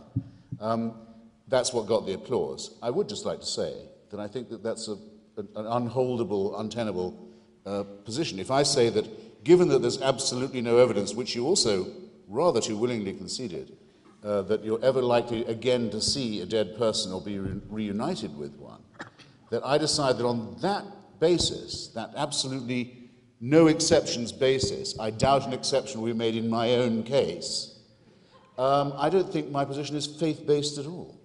I think it is somewhat evidence-derived, if I would say that only for myself. Gentlemen, clap all you like. Let's try to get in as many questions as we can. We'd ask that the next round of questions come from students in particular. We'll try to get everybody in. The woman in the red. My question was just in regards to a couple of the points that you made, Mr. Hitchens.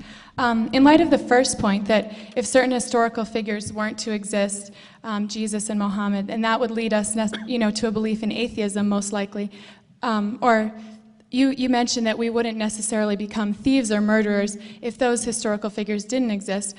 I'm curious that, if a lack of belief in God were not to convince me to become a thief or a murderer, isn't it also true that people commit abuses, such as the religious mandates you mentioned, such as circumcision, etc., in the name of Christianity every day? Doesn't that not necessarily change the objective meaning of the cross? And if it does, isn't atheism responsible for thievery and murder? Even the clap anything faction had a slight false start there, I think. They knew what you wanted of me, but I don't. How would this change the meaning of the cross? I throw myself on your mercy. I don't understand the grammar of your question. My basic point is that if, under your understanding of atheism is not responsible for thievery and murders that result from lack of belief in God, then isn't it also true that people who commit abuses in the name of the cross, in the name of Christianity, those abuses don't change the objective meaning of the cross or the heart of Christianity? It depends what authority they think they're obeying. I mean, if the Pope says you must go on crusade, and this is a war for God, and you will be rewarded in paradise if you undertake it. If you believe what the Pope says, I think it's not inconsistent with being a Christian, as I understand it. You are, to me, responsible for all the crimes you thereupon commit. I'm not going to claim more for atheism than it will bear. I mean, you can be an atheist and you can be a psychopath.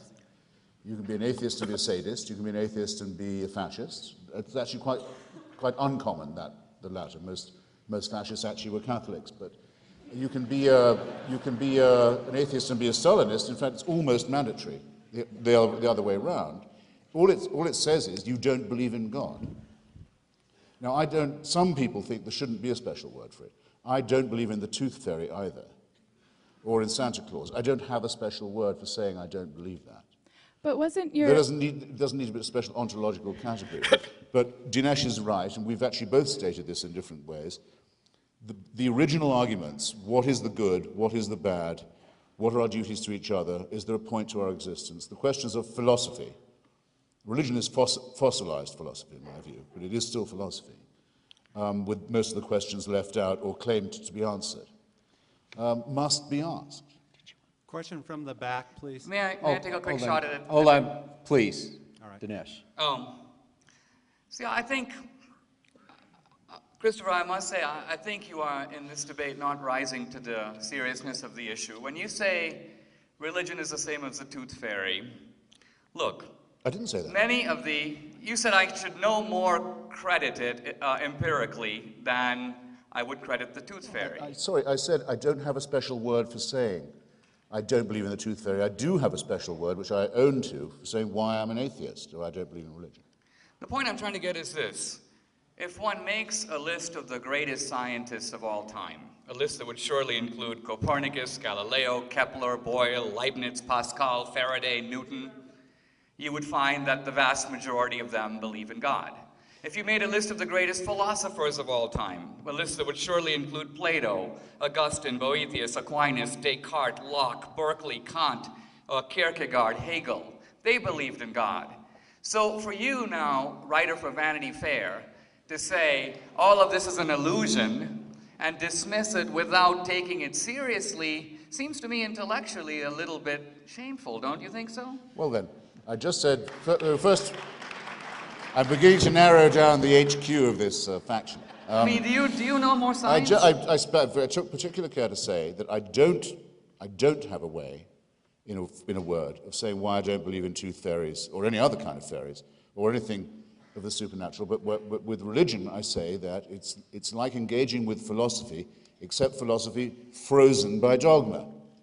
Thus, all the original arguments we have are to do with whether or not there's been a supernatural intervention in these questions or not. I also took particular care to say, before you did, that a great number of scientists were subject to one form or another of religious belief. In the case of the greatest one you instance, Sir Isaac Newton, one who thought that your church was the work of the devil, for example. Your problem, not mine. I don't read Newton for his theological opinions. Newton thought that if you could find the true measurements of the temples in ancient Rimmon and so forth, you'd know more than you could if you'd measured the gravitational field. I don't agree with him. He wouldn't be remembered if that's what he was remembered for. Or he'd be remembered as a crackpot. Same with Alfred Russel Wallace being a spiritualist. However, yes, you're right. I'd give a page of Spinoza for any of those people when it comes, or of David Hume, for any of those people when it comes to reasoning whether or not we are objects of supernatural guidance and divine intervention. You give a page of Spinoza for Plato, Locke, and Kant combined. I maintain that we are not, and that it's a good thing that we are not, because if we were, we would be living under a celestial dictatorship, from which there would be no appeal. That would mean our lives were essentially servile. Now, is that plain? Not do you agree, but is it at least plain what I say and how I say it? Let's go to our friend in the mezzanine. Okay, my question is to both of the speakers. Does religion provide a survival advantage? And either one. And if you do think it provides a survival advantage, that implies it's purely a construct of the human mind. And I mean, I think you can argue both sides, and it might lead you to problem? Well, I do think that religion provides a survival advantage, but it in no way follows that religion is untrue. I think that reason provides a survival advantage. We developed large brains, for example, to elude woolly mammoths and so on, or at least the challenges of nature. And yet that doesn't mean reason is untrustworthy as a means of doing logic or trying to understand planetary rotations and so on. So religion could be both a source of solidarity, which it clearly is. Look, the vast majority of people from the beginning of history in all cultures have been religious. So from a Darwinian point of view, you have to concede that religion has a powerful survival advantage. Now earlier, a young lady asked a question that was treated as silly when she was talking about lying and stealing, but I think the deeper import of that question is this. Religion is ultimately a reason for hope in the idea of cosmic justice. And what I mean by that is that life is very unfair. We believe in justice and we say, oh, what goes around comes around and stuff like that. But we know it's not true, right? Many times the bad guy ends up on top, and many times the good guy comes to grief. So all the religions of the world are in some senses asserting that that may be the terrestrial word on things, but it's not the final word. I mean, look at Hinduism. If you are a lousy guy in this life, hey, we're going to be seeing you as a cockroach in the next life. Cosmic justice. So, the survival advantage of religion is multiple. I mean, number one, it is the sole tested means of transmitting morality to the young, right? In every culture, if you ask someone, where did you learn about right and wrong? He says, I'm a Muslim, I'm a Hindu. Now, true, we can probably do it by philosophy, but I've yet to meet a guy who says, I got my morality from Hegel. So we can talk all we want about philosophy, but the truth of it is religion has delivered the goods as being the transmission belt of conveying morality. What about hope in life and a sense of purpose? When there was the Virginia Tech massacre, how come that secular campus suddenly became a kind of cathedral in which everyone was invoking consolation and God? In other words, my point is religion, by giving a sense of purpose and meaning to life, by ultimately answering the large questions that science has proved radically incapable of even entertaining. I mean, science doesn't even ask why there is a universe, and only purports to describe how we got a universe. So science is answering, in this case, a very different question than the one posed by religion. So if you imagine two tribes, a secular tribe that basically says we're descended from the amoebas, we've come from nowhere, we're going nowhere, morality is stuff we make up as we go along, and another group of people who believe we're the special creation of God, history has a purpose, your life has a purpose, that even if no one else loves you, there's a God who loves you, and that there is an eternal life to reward the just. Which of those two camps is more likely to survive and prosper?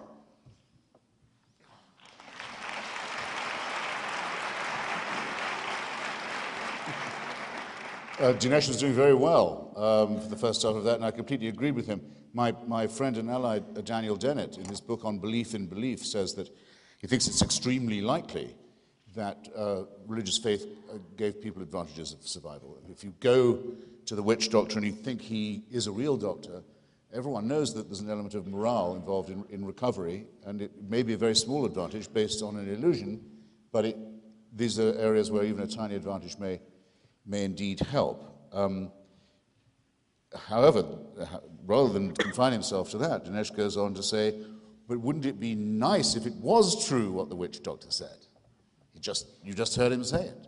I mean, after all, you'd feel a huge amount better if there was life everlasting as a reward for virtue. Well, that's known as wish thinking. I phrase it like this. I'll take up your Jefferson challenge again, if you like. Thomas Jefferson says in Notes on the State of Virginia about the slavery question, he says, I tremble for my country when I reflect, you've all read it, that God is just. If you haven't read it, you'll remember I said it. You'll go and read it now.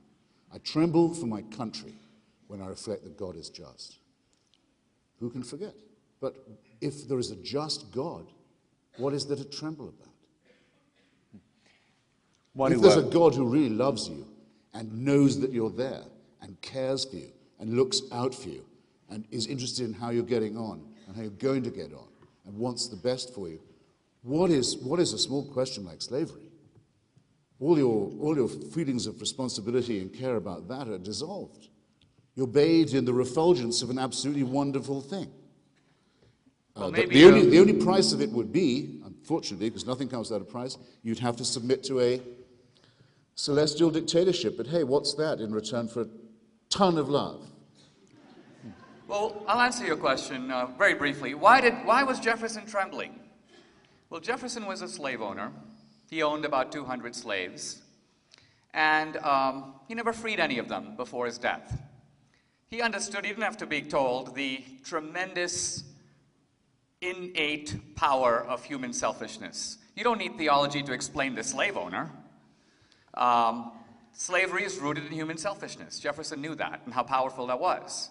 He trembled that that instinct, so rooted and so powerful, would prevail over what Lincoln would later call the better angels of our nature. So he trembled because man, although he knows better, is inclined to pick ultimately, in the short term, the more profitable, the more convenient choice, but ultimately the terrible choice. Gentlemen, we only have about 10 minutes before Father Kevin comes back up and declares the winner. So why don't we try to get as many students as we can. Okay, Sir, very quick. Jefferson did free the ones who he'd fathered, and he did free their mother. He freed the ones who looked like him. In the mezzanine? I'm going to ask this question, Run, because I'm from CSU. This is for Hitchens. You said it is not unusual for people to die for a myth in reference to the Muslims and the Christians. However, don't historians generally agree that all the 12 disciples were martyred and killed, 11 of them? And wouldn't it be much more strange for first-generation Christians to be tortured when they know it's a lie?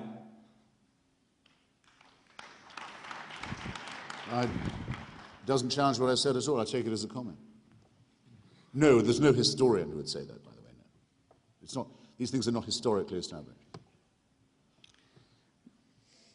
No one ever died for anything they knew to be a lie. Even if you think of the Islamic radicals, they are dying for an imagined promise. I didn't say they knew it to be a lie. I said the whole story is a legend.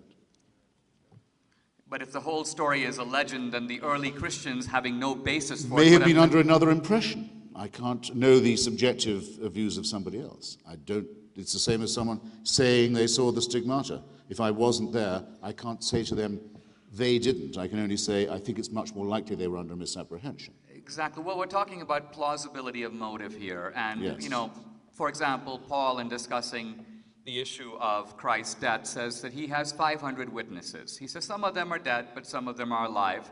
And this is, by the way, in a book written about 30 years after the crucifixion. So my point is we're talking about historical documents in historical time, and we're trying to attach motives and plausibility to them. I also want to point out, you mentioned a moment ago, wishful thinking. Somebody asked me about the survival advantage, and so I answered in those terms. But I do want to point out that wishful thinking is always punished in evolutionary terms. From an evolutionary point of view, it makes absolutely no sense to entertain a set of beliefs about the afterlife that are in fact illusionary. To see this, imagine two rabbits, one of which is, you might say, the religious rabbit, and the other is the atheist rabbit. And they are both being pursued by a lion. The atheist rabbit goes, I have only one life to live, I better run like hell.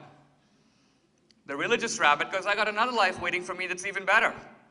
Which rabbit is more likely to survive? The point I'm trying to make is, from an evolutionary point of view, religion is very expensive.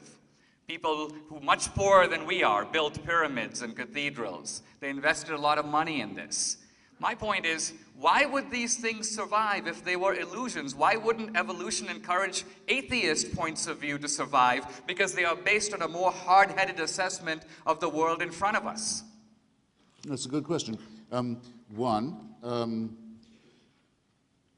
Answering it in reverse, assuming the question is to me, and trying not to take up too much time, the huge majority of people in the educated, developed world have become at least secular. You can certainly plot it along a graph of development that church attendance, religious fundamentalism, all these kind of things have declined as we've evolved in that sense, if you want to put it that that crudely. The second, though, is that I don't think that there are certain lessons that are not transmissible. Just as you said that only religion can provide morality to children, a very dangerous proposition, I think people will agree if they think about it. Anyone who does think it might want to look at Mary McCarthy's Memoirs of a Catholic Girlhood, for example, when she was told by her priests at the age of 9 that her favorite uncle was going straight to hell because he was a Protestant. That's not teaching children morality.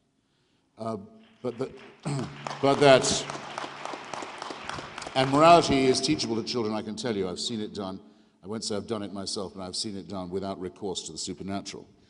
But that certain lessons have to be learned by each generation, each time. Every generation has superstitions to combat.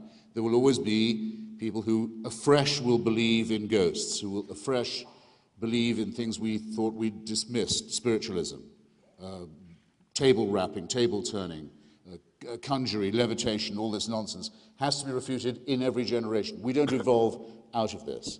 It's an argument we have to have anew every time, as we do the argument about whether or not there is a supernatural dimension instead of a philosophical one, and you now know which side of that I take. To everybody in line, we know you've given your questions a lot of thought. It takes real courage to get up there, but we're just flat out of time. I apologize. Blame me, but we wanted to give... Maybe take one more. Well, I was It'll just give going us to a say... chance to wrap up. Well, I was just going to say, wanted to give you each a chance to wrap up. I'd rather have a question, I really would. Okay. Because we both, I think, would have to be acquitted, couldn't be acquitted of having given rather long answers. Which is great. And gentlemen in the front, if you'd be kind enough, and we're grateful for it, to defer to student, appears to be an underclassman, I may be wrong. Thank you for your indulgence on that. Sir, you'll be the last question. All right, I'm a student from CU. My question is from Mr. Hitchens. If we use the scientific method to test the power of prayer, and there was enough evidence for the scientific community to create a theory about it, would you consider the existence of God? Well, there are two answers to that question. One is that this has actually been minutely studied, and you can read the findings, the study of intercessory prayer, that's to say, prayer that is designed to affect an outcome, in other words, to make someone in hospital get better. And it's been found, I used to think that they would find there was no effect of it at all, which was what was found, with one slight variable, that very often the person being prayed for the most did slightly worse. The reason being that they felt bad for all the people they knew were praying for them, and the fact they weren't getting any better. Although I'm just saying, if the scientific community had well, enough I'm just saying. evidence, would you Well, you're personally asking me if my aunt had bollocks, would she be my uncle? Yeah. My answer to the question is, if she did grow testicles, I think she still wouldn't be my uncle. The British royal family, I was raised an Anglican, as you may possibly guess. The British royal family has prayers mandated for it to be said. Prayers every single day by every single Anglican in every single service, prayers for that family, okay? Have you read about the doings of this family lately? The most prayed for family in the world. I would take that as the control experiment if I was you. I'm so glad you asked. I'm not saying that we've done it yet, but if Let me take a shot. If you're saying what would it take to convince me, okay, I won't be frivolous. If I thought I saw a just miracle, using the scientific method. if I thought I saw a dead person walking, for example, I would be much more inclined to think that I was the victim of a hallucination than that I had seen the laws of nature suspended in my favor. That's just the way I am. I think David Hume was right. The laws of nature have just been suspended, apparently in front of your very eyes, which nonetheless is likelier, that they have been suspended, in your favor, almost always, by the way, or that you are under a misapprehension. Always, to me, the first explanation would be the least probable one. The likelihood that I was having a hallucination would have to occur to me. Of course, it wouldn't occur to me if I was undergoing a hallucination, but that's how these ideas get spread around. The problem is that we don't have final knowledge on what the laws of nature are. If at the time of David Newton and the time of David Hume, you had said to him, light is both a particle and a wave, he would say that that was contradictory. If you had described to him even the most elementary operations of computers or quantum mechanics, he would have dismissed them as ridiculous. That's not because these are contradictions of the laws of nature. They are, in fact, the laws of nature unknown to David Hume. The question that you asked, I think, is very powerful because you didn't say, you weren't claiming an empirical proposition. You were really asking Hitchens a different question. Is your mind open to being changed? If evidence shows one thing, are you willing to change your mind? To which his answer was a resounding no. No. He started at the other end. He said, suppose the scientific proof occurs. Yeah. And I had to say what I thought the probabilities of that were, and I hope with sufficient... How many tests have there been done? Now, wait a minute. You've got one more chance to put those paws together. Are you going to take it or not? The hardcore. No, No, I didn't say anything. Let's take a final question if I did say how my mind works, not how it would be changed.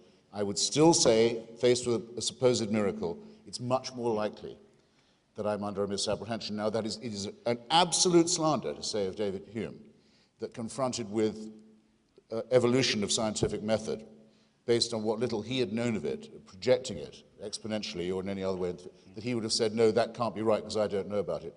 That is totally to misunderstand the way that Hume thought and wrote, utterly to misunderstand the whole proposition of skepticism.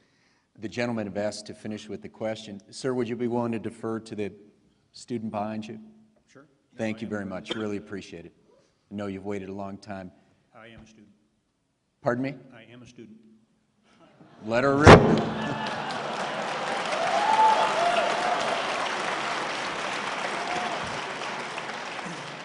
So are we all. So are we all. Yes, thank you. There has been a lot of talk and question tonight about morality and justice.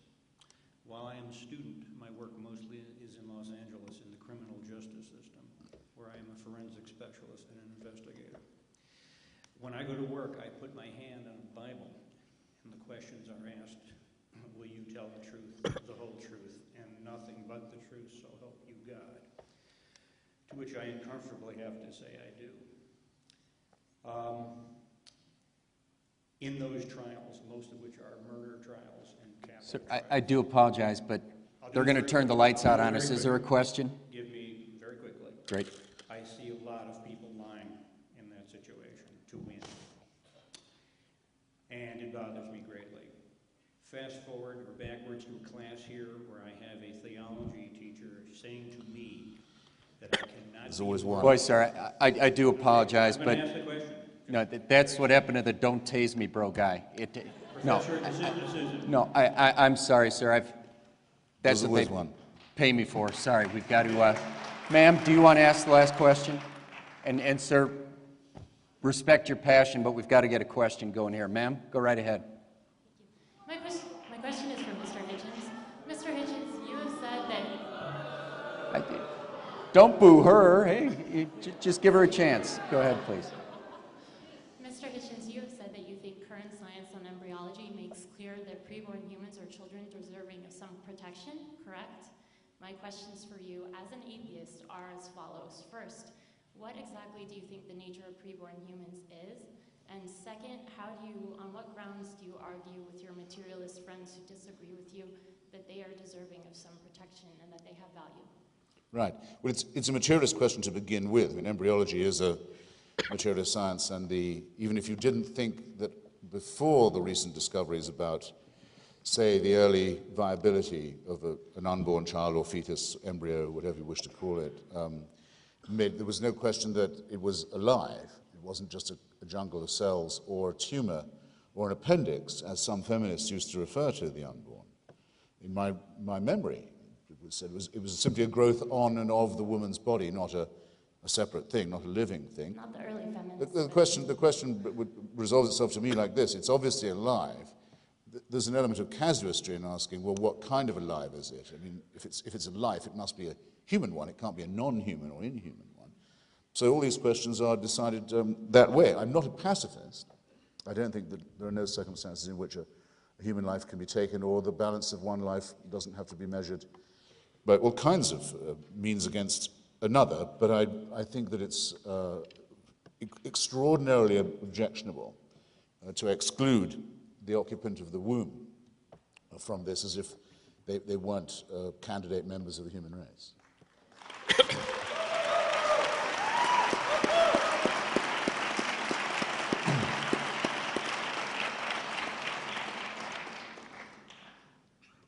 Christopher, I want to say I was tempted to glibly congratulate you for finally getting something right, but I actually want to go much further, and that's how we met. I want to commend you for really a courageous statement in this setting. I do want to offer a thought, though.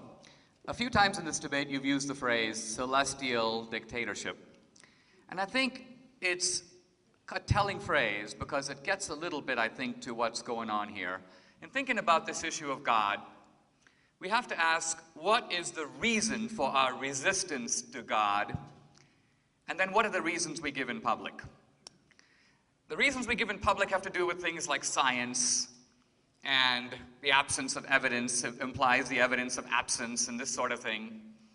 But in reality, that may not be the real source of our opposition. In fact, I don't think it is.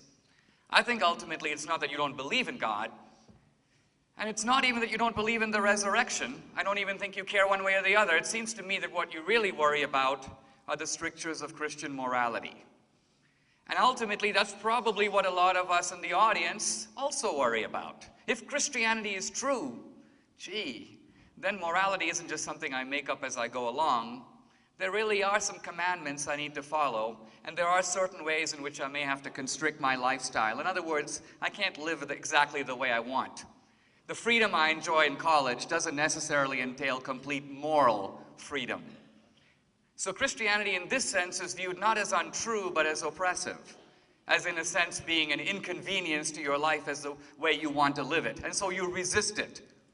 But now that you resist it, you can't say that you actually don't want to live by a moral code or by an external or a traditional moral code. And so you've got to convince yourself that it's really brilliance that's bringing you to this position and not a resistance to Christian morality.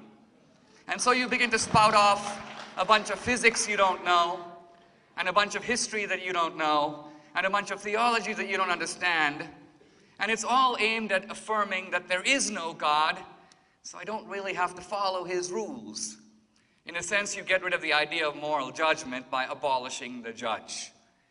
So in some senses, I think these debates are not just about winning arguments, they're also about a certain kind of psychological introspection in which we ask we know the motives for belief, right? Wishful thinking. What are the motives for unbelief? What payoff does that give you? Why do you feel better by not believing? I think when we examine these things, we complete the circle that I think this debate began, namely the idea of applying skepticism and criticism in the best way that a university can, which is to say, to make it self-criticism. Thank you.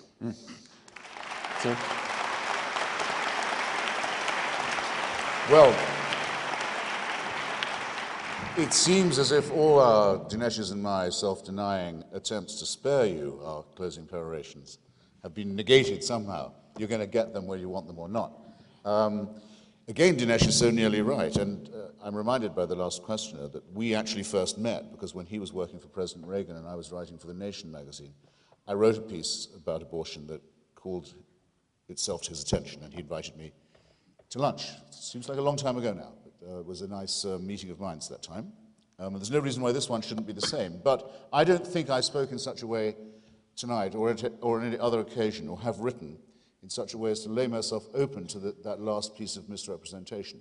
It is certainly true that I consider that the question of liberty of the mind is involved in the repudiation of theism. Yes, I think that we would be living in a celestial dictatorship if we accepted the authority scripturally revealed of a divine will. And I think this not because under the inconvenient scrutiny of this eye, I'm not free to rape and pillage and lie as I might wish, because there are other things, I assure you, as I'm sure you will say for yourselves, those of you with any self-respect, that stop me from doing that. But because, and I don't mind admitting this is true, once you grant that there's been a revelation of God to some humans, sometimes, in some places, to be interpreted by a priesthood, then the next thing you will find is that you are being told what to do, what to eat, what you can read, who you can go to bed with, by someone who is no better a mammal or primate than yourself, but who claims to be doing this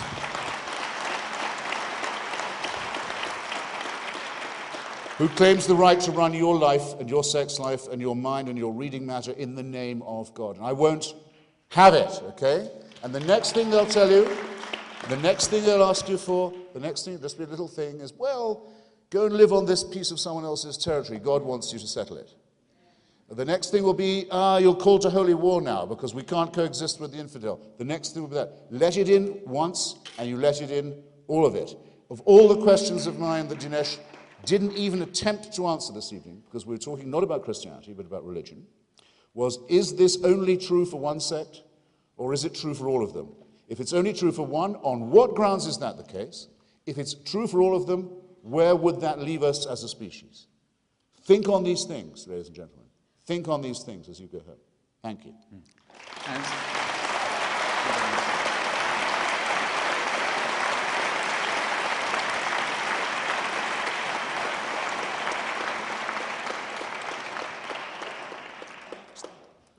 As the opening speaker, I get the chance to very briefly close, and... You do? These are some very old rules. They might be Christian rules, but they also have been embedded in Western civilization for a long time. Calling a lot on my Christian forbearance. Besides, they're on our program. I'll be very brief. First of all, I do want to say that that statement I made a moment ago was not directed at you. I was actually doing something that is traditionally done in debate. I was actually turning the camera to the audience, and I was actually asking, particularly young people, that we know that college is the time when many people who are raised with religious beliefs relinquish them. And one possible explanation is that young people go to science classes and just get a heck of a lot smarter. But there is a second explanation, and that is that you are living in a condition where morality becomes an encumbrance, and religion becomes inconvenient and begins to say things that you would rather not believe, and prescribes ways of living that you'd rather not live. Now, Christopher Hitchens implies that this is done by force. I think you know from your own life it is not.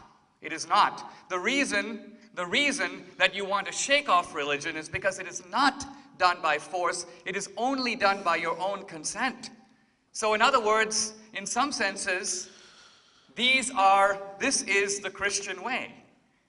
Are you made to follow it? No. You have every freedom to do it. Even in Islam, by the way. Islam is easily maligned, I know. But even in Islam, as someone who grew up in a world that's largely Hindu and Muslim, Islam has all kinds of sanctions, licenses for conquest. But what it does not give license for is forcible conversion to Islam. That is specifically forbidden. Now, the point I'm trying to get at here is we may or may not, in both cases, we are asked to make a voluntary choice. And I think in making this choice, there have to be consequences. All we're saying is there are good reasons to be a believer. It's not obvious what comes after death. Ultimately, you have to look at the world and your place in it and make your decision. But just remember, ultimately, that it is your own happiness that is at issue. And it's the claim of religious believers, not that you are forced into it, but that if you accept it, ultimately you live a more complete, a more balanced, a more decent, a more just, and yes, a more happy life. Thank you very much.